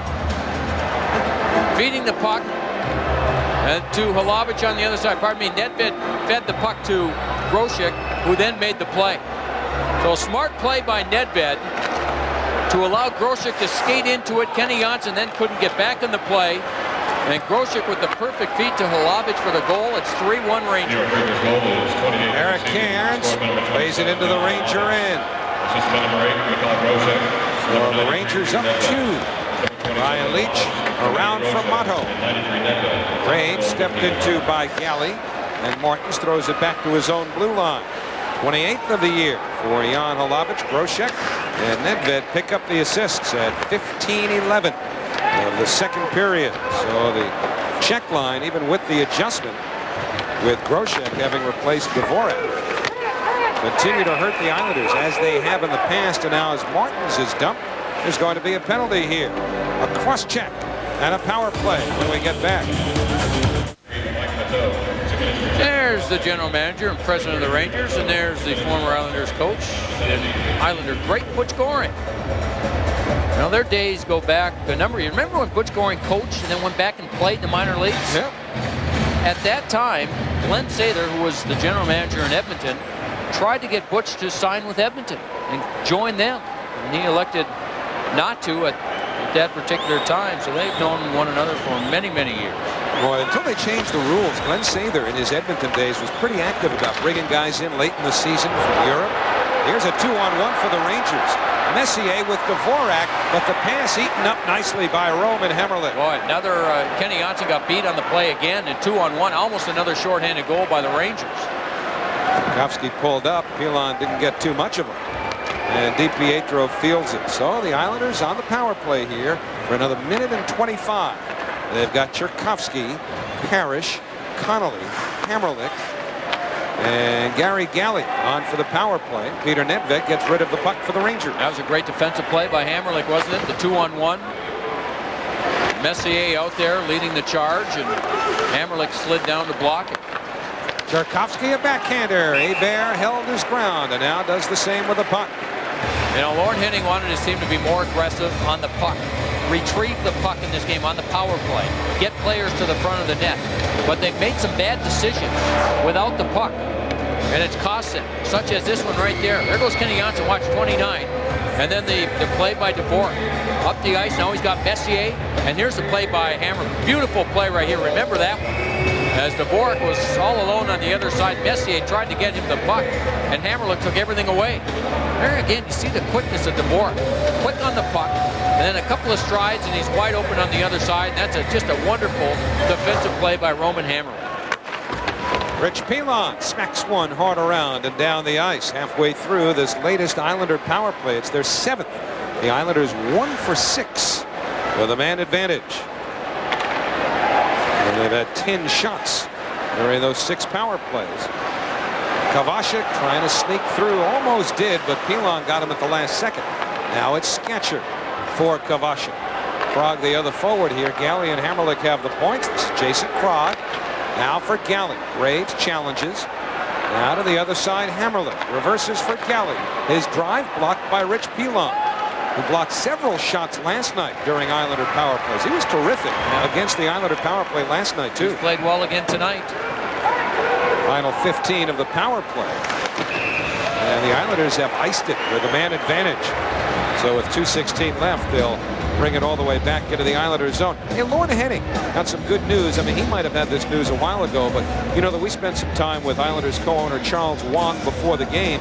After that, Wang met with some of the writers, and among the questions that the writers asked of Wang, this is something we didn't address, or I didn't on the air, specifically was Lorne Henning's situation. And Charles Wang guaranteed that Lorne Henning will have a future in the Islander organization. And they're talking long term, too. You know, I mean, he hasn't been, according to Mr. Wang, although it's highly unlikely he'll be back as the head coach, but they haven't officially ruled him out as a head coach. Maybe an assistant coach next year, maybe a player personnel or scouting job, but Lorne Henning deservedly, according to Charles Wang, has a long-term spot in the Islander organization. He's a good hockey man. He is a very, very good hockey man that knows the league. And Mike Milbury, the general manager, told me this morning that whatever coach he ends up hiring, he is going to give him the freedom to hire the assistant coaches that he wants. So, you know, nobody knows yet exactly what the role of Greg Cronin will possibly be, Lorne Henning. We'll just have to wait and see. But whoever the new head coach is. Radek Dvorak makes it 4-1 Rangers. That took a bad bounce. That looked like it hit something on the boards and kind of bounced out instead of hugging the boards. And the Rangers quickly turned it into a goal. Dvorak was in front. And I think it was Malhotra. Kenny Janssen was there again. Messier was there also. And Messier made the initial play by just knocking the pass down by Kenny Janssen. And now the Rangers get it in. And that puck, you know what? It might have hit Kenny Janssen. It might have just hit Kenny Janssen in the skate. Let's see. No, it hits the boards. And then the pass from Malhotra. Beautiful right on the stick of Dvorak. And the Rangers with 3 goals in period number 2 now lead at 4-1. Second of the game for Radek Dvorak. Malavich working along the boards for the Rangers, along with Pyatt of the Islanders. Taylor Pyatt, McCall with him. He's turning on Smrek. Now McCall jumps in once again. Brian Leetch working on McCall. And now hope for the Rangers comes from Motto. It's slipped in front. Scatchard scores! And the Islanders get one right back. It's now 4-2 Rangers. This is the first time in 7 games at home, the last 7 at home, that the Islanders have scored more than 1 goal in a game. And that one just seemed to bounce off the skate, and Scatchard picked it up. Good work on the board by Taylor Pyatt. Galley was there to help out. The puck will end up coming to the slot. Look at 4 Islanders there. There's 3, and Galley then backs off a little bit. But great work. Scatchard just throws it there. And Smrek kind of turned his back on the play and didn't see the puck coming. And watch Scatchard, he'll just pick it up. Smrek is 25. Watch him just stay on that man. Turns his back, and that allows Scatchard just to pick up the loose puck. Beats Leetch to the front of the net. As Smrek was worried more about Taylor Pyatt, and that left an opportunity for Scatchard. Well, that's 19 for Scatchard, who wants that 20th badly. So Dave Scatchard, continuing to build on his career high in goals, has got the Islanders, brought the Islanders to within 4-2 with a minute remaining now in the second period. That's a big goal at this point in the game, Howie, because again, remember, the Rangers come into this game with the worst goals against in the National Hockey League. So they can give up goals. They can be porous in their own zone. And so the Islanders get this one late in the second, and now it's a 2-goal game. And that one, I think, just surprised Guy Hebert. Scatchard seemed to come out of nowhere and just kind of reach behind Smrek. And this is, you know, it's just a mistake of a young defenseman. See, Smrek is worried about his man, but you've got to know where the puck is as a defenseman. It means you have to be turning around, because sometimes you have to release on your man, let him go, and go play the puck. And Smrek did not do that. Scatchard took advantage of it after some great work along the boards by both Pyatt and Bill McCall. And the Islanders get back to within a couple. Just 31 seconds after Dvorak made it 4-1 Rangers, Skechard from McCall and Pyatt at 18:36 to make it 4-2. 47 left here in the second period. Connolly working on Leach. Connolly put it in front. Hebert poked his stick out, got a piece of the puck, and now up the left wing attempts to come Michael York until he's closed off in center. McCarthy follows and plays it into the Islanders' zone with a half-minute remaining in the second. Chara for Janssen. And Kim Janssen goes back to play the puck. We're down to 20 seconds left in the period. Now Hofer with room. A lead pass for Dvorak. He shoots. He scores. The hat trick for Radek Dvorak. And the Rangers lead it 5-2 with 15.1 seconds remaining in the second period. Hard to beat speed, isn't it? And another beautiful pass by Malhotra. And this line is clicking. Right down the middle of the ice came Dvorak. And he came off the bench on the play. That's why no one picked him up. Kenny Janssen tries to get it in. And very quickly the Rangers recognize the change. And here they come. Malhotra, beautiful pass to Dvorak. And DiPietro was in poor position to make the save. There's the change there. And here comes Dvorak, and no one picked him up. Karen saw him at the last minute, but there's no way he could have gotten back. And that's bad positioning by DiPietro, who was not square to the shooter at all. Was down on the other side. Dvorak just put it underneath him. Look at DiPietro. Watch him. He just kind of guesses. Stick out one way, slides the other way. And this is still a learning process that Rick DiPietro is going through. And Dvorak, with all the speed, scores to make it a 4-1 game. Pardon me, 5-2 game. Back by 3. So Manny Malhotra picking up his second assist of the night, assisting on the last 2 Dvorak goals. And one of several hats that were tossed to the ice here at the Nassau Coliseum. Radek Dvorak having his biggest night in the National Hockey League. Now I mentioned this earlier in conversations with both Glenn Sather, the general manager and president, and with Ron Lowe, the head coach of the Rangers. And I asked them about, despite the fact it's been a disappointing year, what players do you look at players that have played well for you? And Dvorak was one of a handful that they talked about. Dvorak was one, Brian Leach was another. And they love the way he goes to the net. He hasn't always been the best finisher, but climbing in on 30 goals. Not a bad year. DiPietro gave it up behind the net.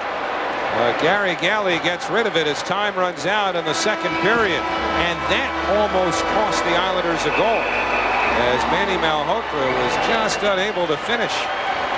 So DiPietro struggling at times in this game, not only in the one-on-one confrontations, most recently with Dvorak. He's also made some mistakes handling the puck. And Radek Dvorak's having a big night, 3 goals. They haven't been able to find Dvorak in this, and there's the end of... That's the last play with DiPietro out of the net, but Dvorak, no one has been able to keep up with Dvorak's speed in this game.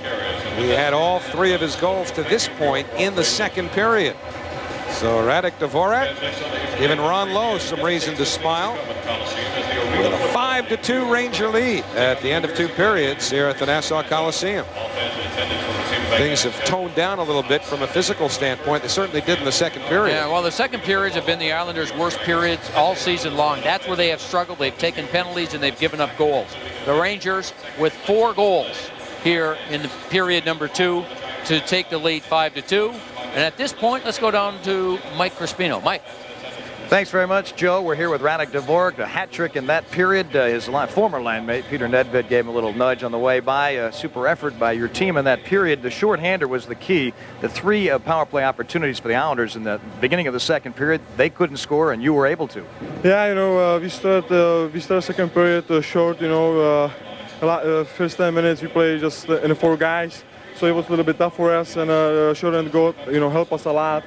And then it was a great forecheck by all team, you know, and a great forecheck by Manny Malhotra, you know, who give me 2 passes and my next 2 goals. So it was great effort from him and from all team. Yeah, your new line mate, Manny Malhotra. We're going to take a look at the goals. Let's take a look. It's sweet. Here's the shorthander to begin with. Yeah, I just saw Mark, he's got a puck on the board, and I was just beside goal, go in the middle and, hope for a pass, and he make a great play, and that was it. The second one here? No, it was great forecheck by Manny, I was wide open in front of the net, and he saw me right away, so it was easy for me to tap in. And here you jump off the bench, no one saw you. Yeah, it was a great line change, I was behind all those D, and, Manny make a great play again, and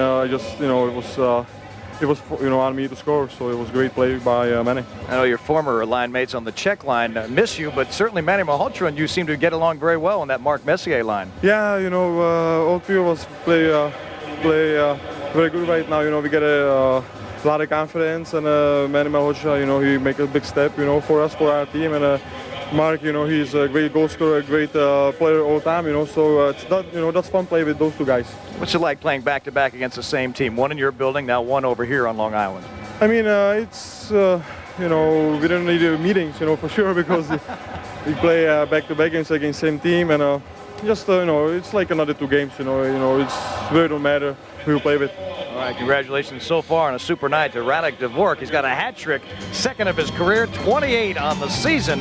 The Rangers with a 5-2 lead over the Islanders. We'll return with more after this.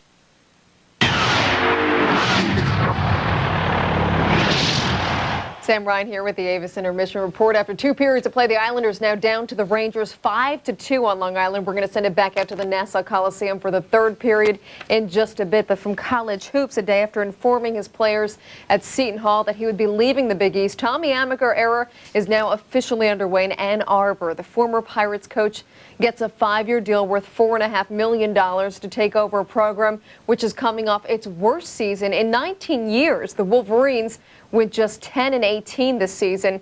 Amaker was introduced at a news conference today. I feel this is a privilege to be standing before you, to be able to accept and become the next head coach at the University of Michigan. This is a program that stands for excellence. This is a school that is known throughout the world for quality, for being the best. And that's certainly what we're going to strive to always become. Act, behave, produce, perform, all those different things in conjunction with the things that embody the University of Michigan. Check out the NHL scoreboard tonight. A handful of games underway. You see the Flyers and the Leafs all tied up at 1 after 2. Also after 2, the Penguins now lead the Blackhawks 3-1. Mario Lemieux with his 32nd. He has a goal and an assist in this one. Meantime, Jaromir Jagr with his 45th.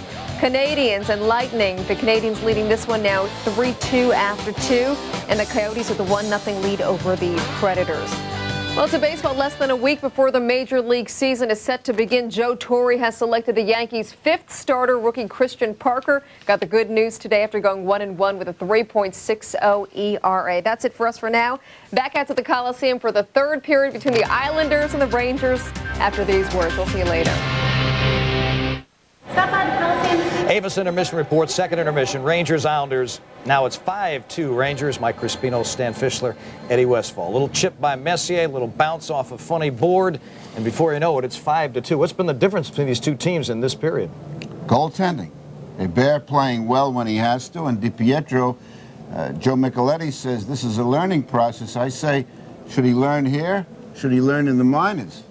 Big question. I know it is a question. He's 19 years old. Tommy Barrasso is the only guy I can remember as a teenager that came into this league and proved himself early on. Well, he was a special case. He won the Calder Trophy. This kid hasn't shown me that he belongs on a long-term basis yet. I don't know what you guys think. Well, I mean, just if you analyze this game and some of the goals that went in, no, he's very weak. He looks out of position. He had no confidence. He's diving and flopping. And I think Joe Micheletti again and Howie Rose were talking about the fact that he's not square to the puck. And that's a fundamental. Now, whether you're down on your knees or you're a stand-up goaltender, you've got to face the puck. You've got to face the shooter. Otherwise, you're out of position. And you saw the last goal. I mean, it went down underneath him, and he was laying floppy. That's a guessing move. That's a goaltender with no confidence. I think the question is whether giving up goals like this is going to destroy his confidence too early and he's not going to be the goalie I they don't want him think to so. be. He's a confident kid. He's got to learn, but it's going to be painful. Let's take a look at Dvorak's last goal because he got lucky. He came off the bench on a perfect timing play and got the puck. How did it Well, happen? you know, you can see the players are changing. Both teams are changing. So the Islanders, because they get caught, it was a bad change. You don't change with the puck, either going towards your end or in the center ice area. Just a wrong. That's a fundamental of the game as well. The Islanders blew it on the change. The goaltender blew it on the breakaway. Look at that guy laughing on the right. Manny Malhotra. Oh, man. Coming into his own. Well, speaking of young people now, he has been hanging around this Ranger organization for a few years. People have been wondering, when is Malhotra going to have an impact? This could be a move by Ron Lowe to move him on Messier's line toward the end of a season that wakes him up. You know, it reminds me of Bronco Horvath once said, how can I score if I'm sitting on the bench? Well, they're playing him, and now he's doing something. Bronco Horvath was one of the few guys that probably could score. Remember when he challenged Bobby Hull for first overall in the NHL? Well, he's getting 13-plus minutes on ice and making the most of it. That's Manny Malhotra. That's Eddie Westfall. Stan Fischler, I'm Mike Crispino. Back with more after this. New York Islanders hockey is brought to you in part by New York Marriott East Side, at the center of it all. Chris Terreri has replaced Rick DiPietro in goal for the New York Islanders as we start the third period. DiPietro saw too much of Radek Dvorak in the second period as Dvorak had the hat trick. First Ranger to score 3 goals in a period since Adam Graves did it in 1992. It ties a club record. No one on that team had ever scored 4 goals in a period. So Radek Dvorak largely responsible for the 5-2 Ranger lead. And the Rangers have also lost Rich Pilon to a sprained hamstring. He will not be back. So the Rangers going with 5D for the third period here. Rich Pilon was strong for 2 periods. Physical, every shift. Again, kind of like last night. He played with an edge. Hey, just for the heck of it, is Terreri technically out of uniform? Aren't you supposed to have a white helmet or mask when you're playing with your white jerseys and the dark one when you're playing in your dark jerseys? I think they made an issue out of that with Billy Smith a bunch of years ago when the goaltenders were first starting to go to those birdcage masks that had helmets attached to them as opposed to the old-fashioned face mask. But anyway, Radek Dvorak couldn't hide behind a mask. Not in the second period. He was the star of the Panasonic scoring summary, brought to you by Panasonic, just slightly ahead of our time. That was a good period for Malhotra on the left side and Messier in the middle. We highlighted that line as we started this game, and I think that's been good for Mark Messier. 2 young players with all kinds of speed and ambition playing on the wings. From the draw, Kenny Janssen for the Islanders lifts it off the glass. Pyatt, Scatchard, and McCall. Pyatt put it behind Dave Scatchard, who gets it back. Turned away at the line, though, by the combination of Purinton and Hlavich. And now it's Kim Janssen for the Rangers. Roshek in tight with Pyatt. And on comes Scatchard to the net. He shoots and missed upstairs. Purinton slid trying to get a piece of it. And Chara is unable to hold it. Now that's a good defensive play by Purinton because Scatchard turned it into a 2-on-1. And Purinton forced Scatchard to take a shot that he really didn't want to take. Bear hands off to Nedved. You know how he wasn't in real good position. He had to try and make a move to get past Purinton. And making the move and then having to take the shot, it took the 2-on-1 away. So that's a real good defensive play. Purinton was playing the left side and had to come all the way over to the other side. There's the move by Scatchard. Now watch when he comes in, Purinton will come sliding across. And he forces Scatchard to have to do something with the puck right away. See, Kim Janssen gets beat there. Now here comes Purinton sliding, and on the other side is McCult. That's a real good defensive play by Purinton.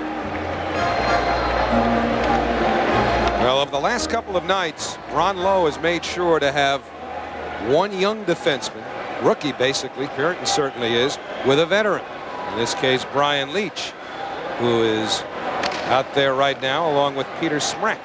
Yeah, that's the one thing he's really wanted to try and do is keep the rookie defensemen, of which there are 3 in his lineup, away from having to play together. But now with Pilon going out, he might be forced to have to use a couple of those young players together. And it's not a bad idea when you're up by 3 goals in the last period to just give them that experience.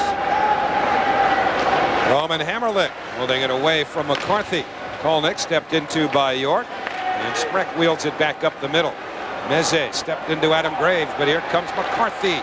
Cross ice, Spreck as it just go beyond his grasp as it deflected, I think, off of Kavasha on the way to Spreck. McCarthy, though, knocked down along the boards. Play continues with Graves feeding Spreck. Now Spreck feeds it cross ice. And that drive by Kim Janssen sails over the net. Couldn't be held by Spreck, and here come Kolnick and Tchaikovsky. Kolnick lets it go, and he missed on the glove side of Guy Hebert. Now Spreck made one very good play and another one that wasn't so good after that. Showed a lot of patience with the puck at the blue line. Instead of shooting, looking, head up all the way, fed a nice pass across, and then got beat trying to keep the puck in. Going to be a penalty here to the Rangers. And the Islanders will go to the power play. What's this going to be, their 7th power play? Or their 8th? Kim Janssen will get the penalty. And I think they're going to call it for holding. And see, Kim Janssen tried to get position. And kind of lost a half a step on the play. Wasn't in great position, and called for, I believe it was holding, wasn't it, Howie? Yep. So the Islanders, if they want to get back into it, they've got to take advantage on this power play here. Trailing by 3. 16:55 to go in regulation time. Holding the stick at 3:05 here in the 3rd period. So the 8th power play for the New York Islanders, who were unsuccessful in 9 last night. They've had 11 power play shots in this game, scoring in a 5-on-3 in the 1st period. Goal came from Kenny Janssen. So it's Hamrlik and Janssen on the points, with Connolly, Parrish, and Krog getting some power play time up front.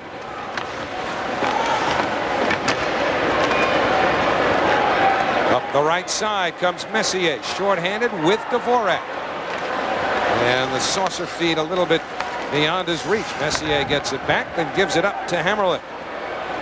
Dvorak's first of those 3 second period goals were shorthanded. Peter Nedved trying to shoot it out of the zone. Just does get it by Hamrlik. And up ahead comes Malhotra for a blast. And look how far out Terreri came. Malhotra scored on Terreri from pretty much the same spot in last night's game. Parrish into the zone. Why was Terreri ever aggressive there? Yeah, so was Malhotra. How about that speed? Hamrlik couldn't keep it in on the point. The puck bounced over his stick. And away went Malhotra. And Terreri was ready for it. He didn't give him anything to shoot at. And Galley unable to hold it. Malhotra throws it back for Spreck. And the Rangers try to spread it out here. 40 seconds remaining on the power play, but the linesman, Steve Miller, got the worst of that. Oh, did he ever. He got hit with that slap shot that went off the glass, and he was defenseless. I think it got him in the lower back or in the side. Oh, did he get nailed. And the Rangers are just trying to clear the zone. And this is Purinton. I mean, look at this. Off the, I mean, the linesman there didn't have a chance. Didn't have a chance. And that deflected off the glass first. And meanwhile, watch the puck here bounce. And then here comes Malhotra. Woo. Look at this speed. Look at that speed. Then the shot, Terreri says, I'm not going to give him anything. I'm going to come as far out as I can. And I'm not sure if Malhotra, if he would have looked up, at the last minute and saw Terreri out that far, and that's something he'll learn. Fake the shot, take one step to the outside, and would have had a wide open net. I think they were each thinking about that shot from last night. Sure. And why not? Taylor Pyatt pulls up along the boards. 2 Rangers head to him, so he moves it quickly. McCall for Sketcher. Pyatt's at the hash marks. McCall takes the shot off the chest, and it's batted in and will not count. It was batted in with a hand, says referee Mike Hassenfratz. That's a good call. Taylor Pyatt was there in front. I think he was trying to knock it down and went right off his left glove and into the net. Pyatt was trying to establish himself in front. He's big and strong and difficult to move in front. He starts to play on the boards, and then he'll go from the boards to the front of the net. And behind the net will be Scatchard, and this is where Scatchard's looking for him, throws it, and then there's the rebound right there. You can just see Pyatt reach out with the left hand. I think he was just trying to get to knock it down. Bad angle shot, but off the shoulder. And Pyatt had to reach back and redirected it back into the net. Here comes a shot from McCult. Watch the save and the rebound. And the left hand inadvertently knocks it into the net, so the faceoff will come outside the blue line. Messier draws with Kavasha. 17 remaining to the power play for the Islanders. Pyatt and McCult having a little chuckle on the bench.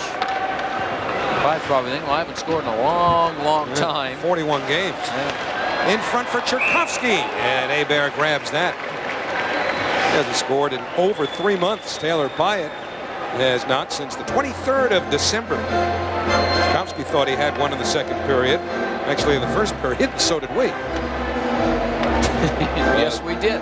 Taylor Pyatt, he hasn't experienced an NHL goal since scoring against Columbus 42, including this one, games ago. Yeah, but you know what? And here's the last play. Kavasha trying to get in the front. Messier on him. And there's the chance by Cherkovsky. He doesn't get much of it, but got enough to get it on goal. And Guy Hebert was there for the save. Well, I think the fact, though, that Pyatt playing with McCult and Scatchard has been a real positive for him. Even though he hasn't scored, it's been, and now Messier and Kavasha, and there'll be a penalty here. I think on Messier for slashing. They were having a little conversation. Well, let's see who it is. Maybe both players. They were having a conversation at the end of that last play that we showed when Kavasha went to the front of the net. And so Messier and Kavasha both go in, exchange a few words on the way there. But getting back to Taylor Pyatt, I think the fact that he's been playing regularly with two line mates, and the line has stayed together with McCult on one side, Scatchard in the middle, two players that work extremely hard, that communicate with him well. I think that's been a real positive for him. I mean, he just needs to get one. He just needs to score right off the faceoff. See what happens. Kavasha, after a little exchange of sticks, Kavasha gave Messier a pretty good stick. And Messier tried to retaliate with the elbow, and the whistle went. Both players go off. Slashing Kavasha, roughing Messier at 5:06 of this third period. Adam Graves lugs it in. Kolnick working on him. Hammerlick's there too. And Roman Hammerlick finds Kolnick along the boards.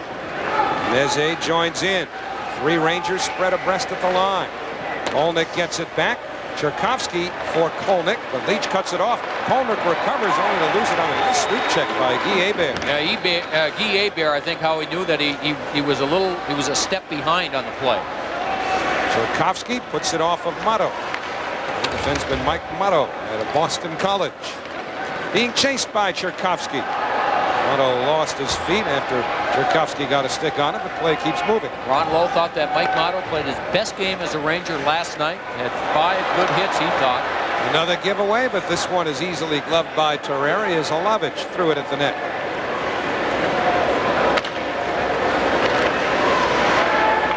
Smrek back in the Ranger zone. 43 left to the 4-on-4 sequence. Halavich carries in, looking to set up Nedved. Chara's got him. Nedved put it towards the net anyway, beyond the reach of Jan Halavich. Comes back to the blue line. Smrek for Nedved. Tried to make a fancy drop for Janssen that didn't connect. Now Nedved takes it back in center before being hit by Chara. And up comes Connolly with Parrish. And they go offside with 13:13 remaining in the third period. You know, one of the important members of this Islander organization this year has been, and a new member, Dave Plank. It's his first year here, and has had a good year. Has been important. He's a massage therapist for the team, and his parents are up in Maine watching this game, and he just wanted to make sure we said hi to Ron and Sue Klang and thanks them so much for giving him this opportunity to be with the Islanders. So he wanted to make sure we said hello. And a message, by the way, for Ron and Sue: don't blame Joe or me for the hair coloring situation. We had nothing to say about it. He thought that you would like that. Let's take a look at tonight's trivia question. It's brought to you by Nissan. It have to do with differently colored helmets as opposed to the jerseys. But at home, he's supposed to wear the white helmet. Anyway, who cares? It's 12:56 left in the third period. So Messier with 60 or more points at the age of 40. 4 others have done that. Well, let's see. Got Gordie Howe. Got to figure Gordie did that. Yeah. We have. I'm going to say Johnny Busick for sure. Johnny Busick. Okay. How about Dave Keon? Sounds good to me. Although, you know what? Keon spent a lot of time in the WHA after leaving the Toronto Maple Leafs, right? Yes, he did. So I don't know. I know he came back. I'm not sure what age he was when he left. He could always skate, though, couldn't he? Yeah, oh, boy. Too bad. He's estranged from hockey, too, Dave Keon. For which precise reason, I can't remember. But I don't know if it's something with the Maple Leafs or with the NHL. But Dave Keon probably could add a lot to some team in this game, either as a teacher or perhaps even as a coach. It really has nothing to do with the sport and wants nothing to do with it. That's too bad. Right here, 12-12 remaining in the third period. Wayne Cashman would have done that. He played probably up till he was around 40. So let's see, how many were there? 5? Well, he's marks Messier's 1, yeah. Gotta be Gordie Howe. Yeah, and I think Busick for sure. I would Busick, and I would be I'll willing say to Dave Keon is another one. Sandy McCarthy fans puts one across the goal mouth, and it's pushed out of the zone by Steve Martins. Or Raymond Bourque. You know, I was thinking of, well, he just turned 40 this year, though. Was it this year or last year? Was this year? No, he just turned 40 this year. He just turned 40, I think, this January. All right. Steve Webb with a long way to go in that department. Long ways from 40. Up to Berube. And Peter Nedved now wheels it the other way. Rangers appear to be in complete control at this point, leading 5-2. Jan Hlavec played it past Leach. And now Meze will head over to the other side. How about Alex Delvecchio? You think of him too? I only thought of him because I just saw something here on a piece of paper. Yes, let's go with Alex. Oh, is that one of these notes? I just started reading it. Oh, well. How about Alex? Now let's go with him. Now you're making it tempting for me to look. Here's Connolly shooting, and a I save just by happened Aikman. to look down. I didn't know it was on that. You know, Gordie had to be one of them. You sound like you're not going with me on Busick, though. Yes, I am. Oh, now, okay. Now I know he knows where it is. Well, there's going to be a penalty here. Parrish and Nedved need to be separated. Well, all right, now that you've directed me to exactly where it is, we'll show everybody else. 60 or more points at the age of 40 or greater. There you go. All right, here we go. Well, this was a group effort. It was. No, we got, you know what? This was a group effort. I think we should all take a bow. 3 times for Gordie. That's something, isn't it? See, Dave Keon, that would have meant when he came back, right? He played for the Whalers in the WHA. And then when the Whalers came into the National Hockey League, did he score 60 points playing with Gordie Howe in Hartford in 79-80? I wonder. That's a great question. I would have, yeah. There's a look at the penalty. So Peter Nedved gets the elbowing calls. Sees gets the left elbow up. Wasn't much of anything. Got him on the back more than anything. And so the Islanders will get a power play. We've seen many. Maybe if our pal over at Elias, Bob Waterman, who does such a phenomenal job researching hockey statistics for the Elias Sports Bureau, maybe if Bob's watching, he can check out if Dave Keon scored 60 or more points that first year of the WHA teams being absorbed into the NHL, 79-80. Because I think he came back and played with Gordie Howe on that original NHL Hartford Whaler team. Anybody can find that in a hurry. That's a great question. That's a good question. In the here and now, though, another power play for the Islanders. Their ninth. They got 13 power play shots and 1 goal in a 5-on-3 situation. That was from Kenny Johnson in the first period, and now Oleg Kavasha, is that shaken up? Yes, he just met Mark Messier in the corner. And who knows with which part of Messier's apparatus or equipment. Now, it was a hit from behind by Mark Messier. And Kvasha went down. Here comes Messier. There it is. He gets him with the cross check. Kvasha goes down. I don't think anybody, it was missed, or they just decided to let it go. And so remember, Kvasha and Messier, and still having a conversation is Messier and Oleg Kvasha. Well, doesn't this really go back to the first meeting of the year between these teams? Remember, they met here at Nassau Coliseum on Thanksgiving Eve. Yes. And Butch Goring put Kvasha up in the middle against Mark Messier that night. Kvasha played a good, strong, hard game against Mark Messier. And some of this, I think, might go all that way. That was Oleg Kvasha's best game of the season. Absolutely. Remains that way. He hasn't played a better game since then, which was, it was a very good game for Kvasha. And I remember asking him, why every shift was he as good as he was? And he said, every time I looked up, I saw the legend across from me, and it made me bear down. Not handled cleanly, but Hammerlich gets back, and now Connolly throws it across to Cherkovsky. Minute 20 left on the Nedved elbowing penalty. Hammerlich curls it around the boards. Cherkovsky in with Leach on him. Cherkovsky has it. He watched closely by Graves and forced the turnover that winds up in the Ranger bench with 9:36 remaining in the third period. So we can remind you again about Charity Week going on here on the MSG networks, meaning not only Fox Sports Net, but the Madison Square Garden Network, right up until April 6th to help raise funds for the Cheering for Children Foundation. All TV and radio audience members can bid on once-in-a-lifetime experiences and memorabilia, such as, among many, many, many other things, spending a night with Joe and I up here in the booth and experiencing everything about an Islander telecast. For more info, watch MSG Network and Fox Sports Net. Go to the web, www.msgnetwork.com. Charity Week through April 6th, helping to make a difference in the lives of New York City's children. We'll see you up here with Joe and me one of these nights. Galley, a draw, locked in front. Smirek got a piece of it, and Messier gets rid of it. 52 seconds remaining on the penalty to Peter Nedved. I know they raised a lot of money last night during the Ranger telecast of this game.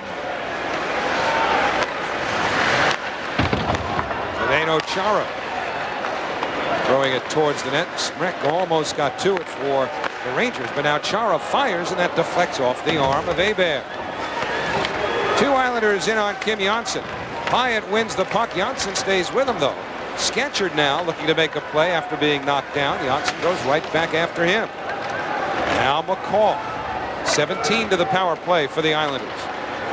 And Scatchard dropping it back for Galley. Couldn't hold on. And the Islanders have to come back. Nedved set to come out in 5 seconds. Smirek and Scatchard got together at the Ranger line. Now that last play just inside the Ranger blue line, that was Dvorak that made the play on Gary Galley. No shots on that last Islander power play. We're down to 8:26 remaining in the third period. Bill McCall needs some help. Bill McCall is number 11 for the Islanders, handling the puck. Jan Hlavich is over here. Accidental high stick coming up right there as Hlavich tries to get past, gets the stick up on Bill McCall, who goes down. No penalty on the play. Well, so 8:26 to go. Yeah, he was upset that there was no call. He's been carved up more than a Thanksgiving turkey the last few games. Now that, you know what? He works. He works.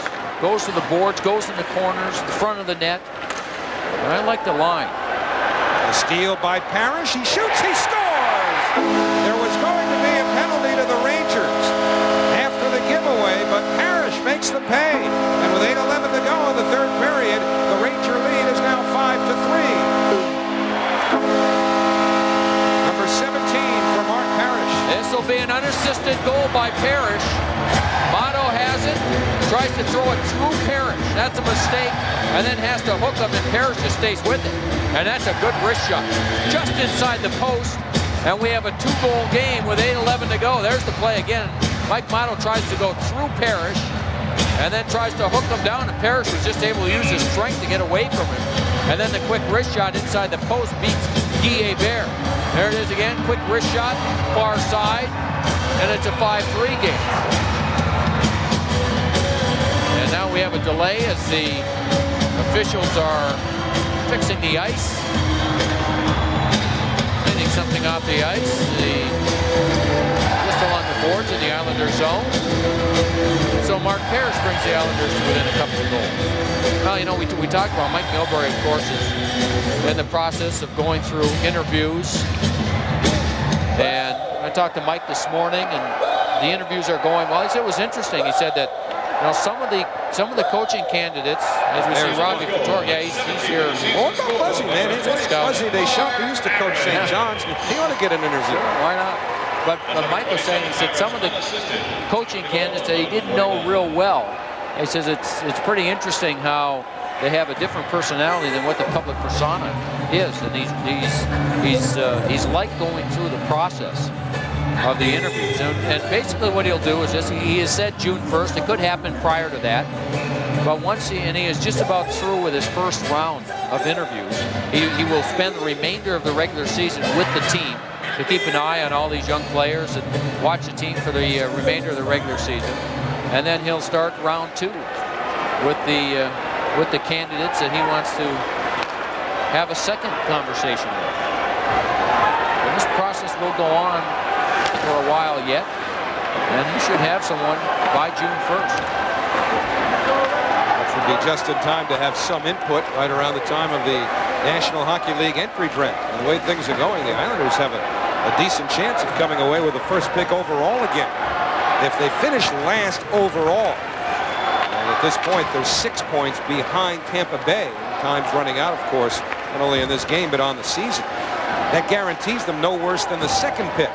And there are supposedly 2 outstanding players available, either Jason Spezza or Ilya Kovalchuk, either of whom could become Islanders if that's the way Mike Milbury wants to go. And pushing and shoving there by those old friends, Purinton and Webb. Yeah, and there are teams. I talked to Mike this morning about those two players, and he said he said both players are projected to be, you know, big league players. They're different in the way they play. Kovalchuk is the type of player that's got great speed. Here's a hit by Webb on Purinton. He saw him coming.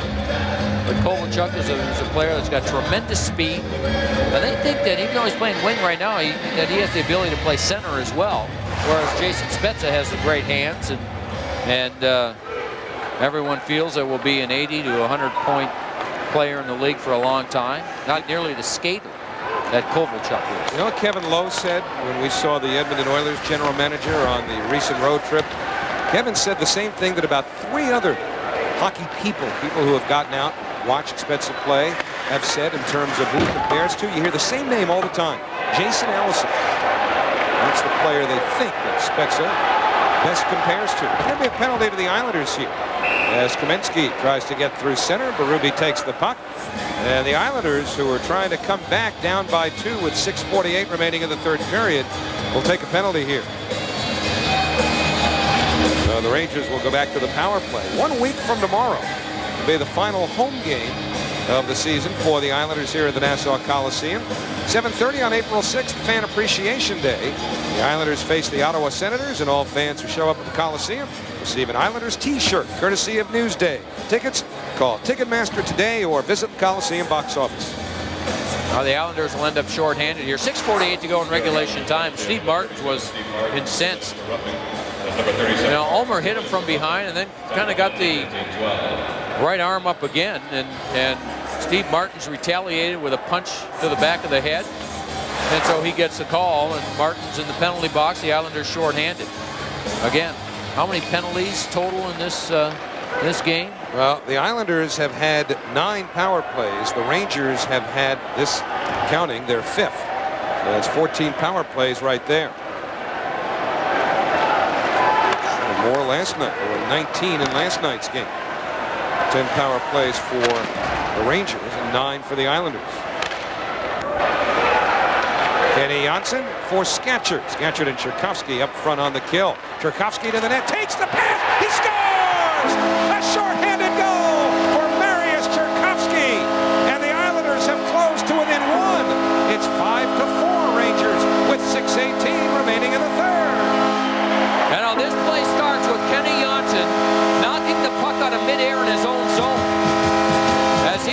Ranger in front of the net, and Kenny Janssen knocked it down. Here it comes right there. Knocked it down, then led the rush the other way to Scatcherd, and watch his pass. Soft, right over to Tchaikovsky, and then Tchaikovsky able to get one past Guy Hebert. Not much of an angle, and it looked like Guy Hebert was there, but Kenny Janssen knocked it down baseball style first, and then leads the rush. One good pass up, and then Scatcherd with the soft pass here.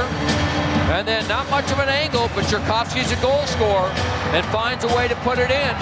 And suddenly it's a 5-4 game on that shorthanded goal by Mariusz Tchaikovsky. 6:18 to go in regulation time. There it is again. Look at him knock it down. Great athletic play by Kenny Janssen, who then leads the rush.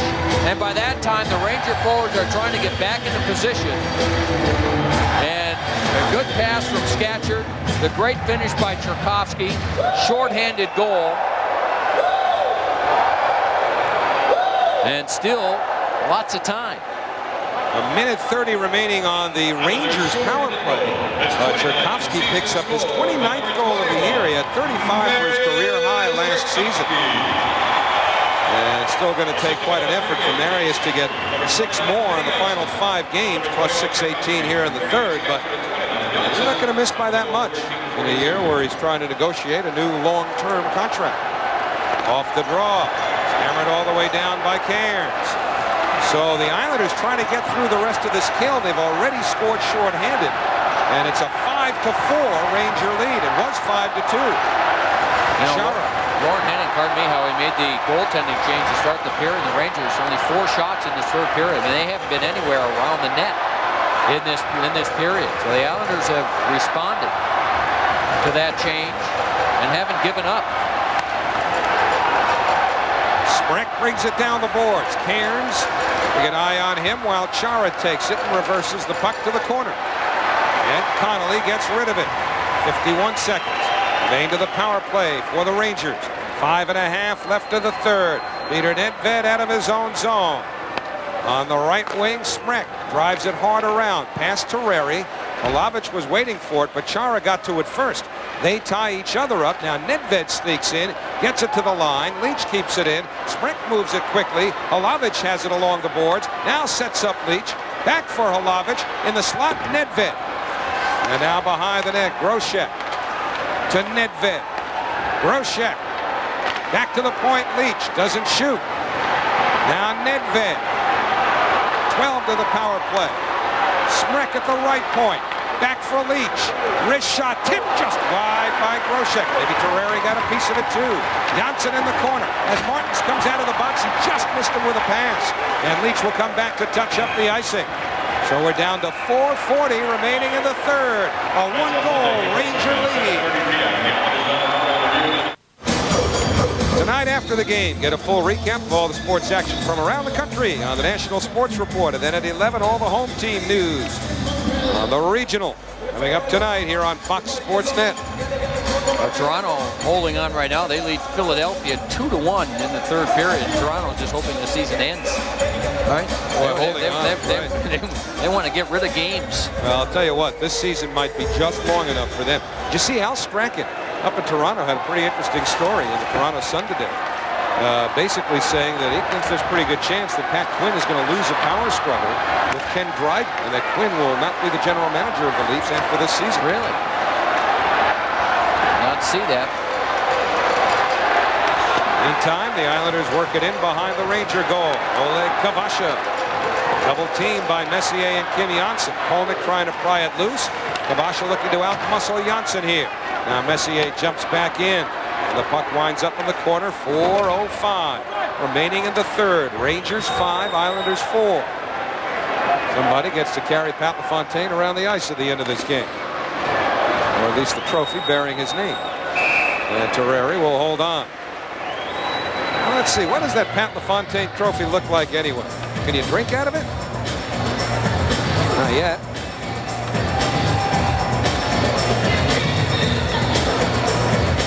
Pretty nice. Very nice. That's real crystal, they tell me. Monday night at 10:30 will be the premiere of the New York Sports Report. Tune in nightly for home team news, local stories, and regional highlights. on the New York Sports Report, premiering Monday after the Islanders game, right here on Fox Sports Net. Connolly for Kron. 3:40 to go in the third. A pinch by Galley, but the Rangers clear. And Janssen backs up, away from the oncoming Mike York. Good work here on the forecheck by York. And it's gathered in by Smrek in center. Adam Graves gets it back. This is York, who heads to the bench on a change. And remember, the veteran Rich Pilon left the game in the second period. So 5 defensemen for the Rangers, and quite a few young ones. Yeah, 2 of them out there now, Purinton and Smrek. This is Purinton, number 5, going over to the corner. And he just flings it down the ice. They land well short of the goal line. Plenty of time for Cam. Under 3 minutes to go in the third. Skatcher off balance, lost the puck. And Groshek sweeps across ice. Couldn't be fielded by Chara. Alavich for Nedved. He shoots. And a save made by Terreri. One of the few shots that Chris Terreri has seen here in the third period since replacing Rick DiPietro, who gave up all 5 Ranger goals. Now a steal. Alavich with Groshek. Chara breaks up the pass. Alavich has it back. Groshek goes to the corner. Pyatt shrugs him off. We're down to 2:25 to go in the third. McCall for the Islanders, trying to send Pyatt ahead. Couldn't reach him. Kim Janssen heads to Pyatt. Groshek's got the puck for the Rangers. And it's gloved down by Chara. Now Zdeno Chara up the left wing. Too far for Pyatt. Pyatt chases Janssen along with McCall. But the Rangers will get out here. The Islanders were changing the D. Up the right side, Malhotra checked at the line, but recovered by Groshek with under 2 minutes to go in the third. 5-4 Rangers. 4 Ranger goals in the second period. 3 of them by first hat trick for Radek Dvorak. The difference in this game. Hamrlik back to touch up. And the icing call will bring it back into the Ranger zone with 1:39 remaining in the third period. 2 more home games for the Islanders. We told you about Fan Appreciation Night next Friday. Mark Messier, by the way, just went to the Ranger room with 1:39 to go. And the next time the Islanders will be here will be when the Pittsburgh Penguins come in Monday night, 7:30. And the first 7,500 fans receive a free 20-minute calling card, courtesy of White Pen. Hope to see you here for Lemieux and Yager and company. Timeout, Islanders. Islanders have just called timeout. We'll see whether or not Chris Terreri will return to the Islander goal. There's the star of the show, though, Radek Dvorak. He's been great tonight. He really has. Tremendous speed. And with Messier in the middle, and Malhotra played a strong game again for the Rangers in this one. That's been a good line. Messier, by the way, I mentioned going to the room. It was a skate problem. Quick, he'll try and get out here for the final, the important face-off now. With 1:39 to go, the face-off in the Ranger zone. And so Lauren Henning, let's see what he's going to do. If he's going to pull Chris Terreri at this point or try and give it another 30 seconds or so. And it looks like he's pulling him right here with the face-off in the offensive zone. So it'll be a 6-on-5 skating advantage. Terreri to the bench. Jankowski, Scatchard, Connolly, Parrish, Janssen, and Hamrlik for the Islanders, trying to get even. If the Islanders tie this, and that's the way the game ends, in a tie, then the Islanders would win that Pat LaFontaine trophy by virtue of 1 more point during the regular season. Mike York has been the best face-off man for the Rangers in this game. Through 2 periods, had won 8 and lost just 3 face-offs. And he'll try and win this one against Dave Scatcher. Rangers hold on in regulation. They're the LaFontaine winners. If the Rangers were to win in overtime, then each team would have 6 points. But here's Dvorak looking for 4. Empty net. 4-goal night. Radek Dvorak. 6-4 Rangers with 1:30 to go. You know, this was a set play by the Rangers. And it only works if your centerman wins the faceoff. And York, he battled with Scatcher. And neither center was thrown out. And when they finally did drop the puck, it was York that won it. Here they are. Now watch the puck go straight back. And this defenseman, Kim Janssen, will just go this way, off the boards with it. That's where all the open area is. And we talked about the speed of Dvorak. Look at that. Look at that. He's able to get around Kenny Janssen. Kenny Janssen had a good couple of strides on him, and he was doing everything. Look at this battle. And then York with his feet does the job, and Kim Janssen just says, I'm going to throw it to the open area. And look at Dvorak. I mean, Dvorak was a good 2 strides behind Kenny Janssen. Then he just flew past him. Here's the play again. Oh, it hits a linesman too. So the Rangers get a break on that. As that puck ends up hitting the linesman, that allowed Dvorak to skate in. He might have been able to anyway had it gone off the boards, but I think the Islanders are arguing that point as well. Now Tchaikovsky's heading to the Islanders locker room. Now Tchaikovsky, we're told, ends up with a 10-minute misconduct. So Radek Dvorak, 4 goals on the night. How about that speed? I mean, Kenny Janssen's not slow by any means. Not fast, but not slow. And Dvorak just blew by him. We saw Messier spring him shorthanded earlier in the game. And right here, the empty netter. Dvorak's 4th of the game, 29th of the year. Kim Janssen, Mike York on the assists at 18:30. Ferrari back in goal, and the Rangers back on top by 2, 6-4. So it's Skatcher dribbling it towards the Ranger goal. Kim Janssen has it there. It hops over Chara's stick. Galley being chased now by Hlavich. We're down to the final minute. Terreri winds it around. Nedved keeps it deep. Nedved steps into Skatcher. Gary Galley up to McCalt on right wing. McCalt for Krog. Jason Krog, a shot, but it hit the skate of Leach. And we're down to 40 seconds remaining. The Rangers, unless the Islanders do something real fast, will wind up winning the season series 3-2. Dvorak to the net, missed. Just dribbling it wide in search of number 5. Didn't miss by much, did he? Well, Brian Trottier had a 5-goal night against the Rangers one December night here at the Coliseum. No Ranger has ever scored 5 in a game against the Islanders, but Dvorak did come close. But 8 seconds remain, and the Rangers are going to win it. Manny Malhotra behind the net just dumps the puck to center, and the New York Rangers become the first recipients of the Pat LaFontaine Trophy as they win this game 6-4, winning the season series 3-2. Sweeping this home-and-home series, winning each of the 2 games over the last 24 hours by 2 goals, 4-2 last night. And Radek Dvorak, our GMC player of the game, coming up with 4 of the Rangers' 6 as they win it 6-4. Dvorak, the game was 1-1 when Dvorak, or this is at the end, almost getting his 5th. This was right at the end of the game. And Dvorak had the chance. Look at the stride. Look at the speed. I mean, he's just not afraid to go to the net. Takes that one hard to the net, looking for goal number 5. The second star for the New York Islanders is number 29. Now let's take a look at the 4 goals. The game was 1-1. And the Islanders were on the power play. And Messier, with the pass to Dvorak, beats Rick DiPietro, who was in for the first 5. And then Dvorak with another one. A beautiful feed from Manny Malhotra. That was his second one. And then coming off the bench, another breakaway, beats DiPietro.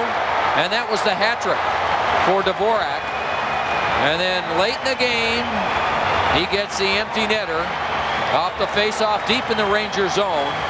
And so Radek Dvorak with quite the night here at the Coliseum with a 4-goal evening. As the Rangers defeat the Islanders 6-4. So the season series between these teams is over. Rangers win it 3-2. We'll be back to the Coliseum right after these messages.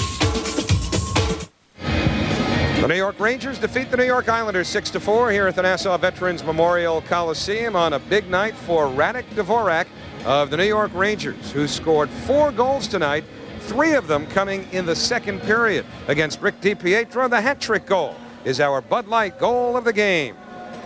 Well, Dvorak came off the bench, a line change as the Islanders got in. Now both teams were changing on the play, and very quickly Janssen moves the puck up. Malhotra, beautiful pass. Dvorak with all the speed. DiPietro guessing on the play, guessed wrong.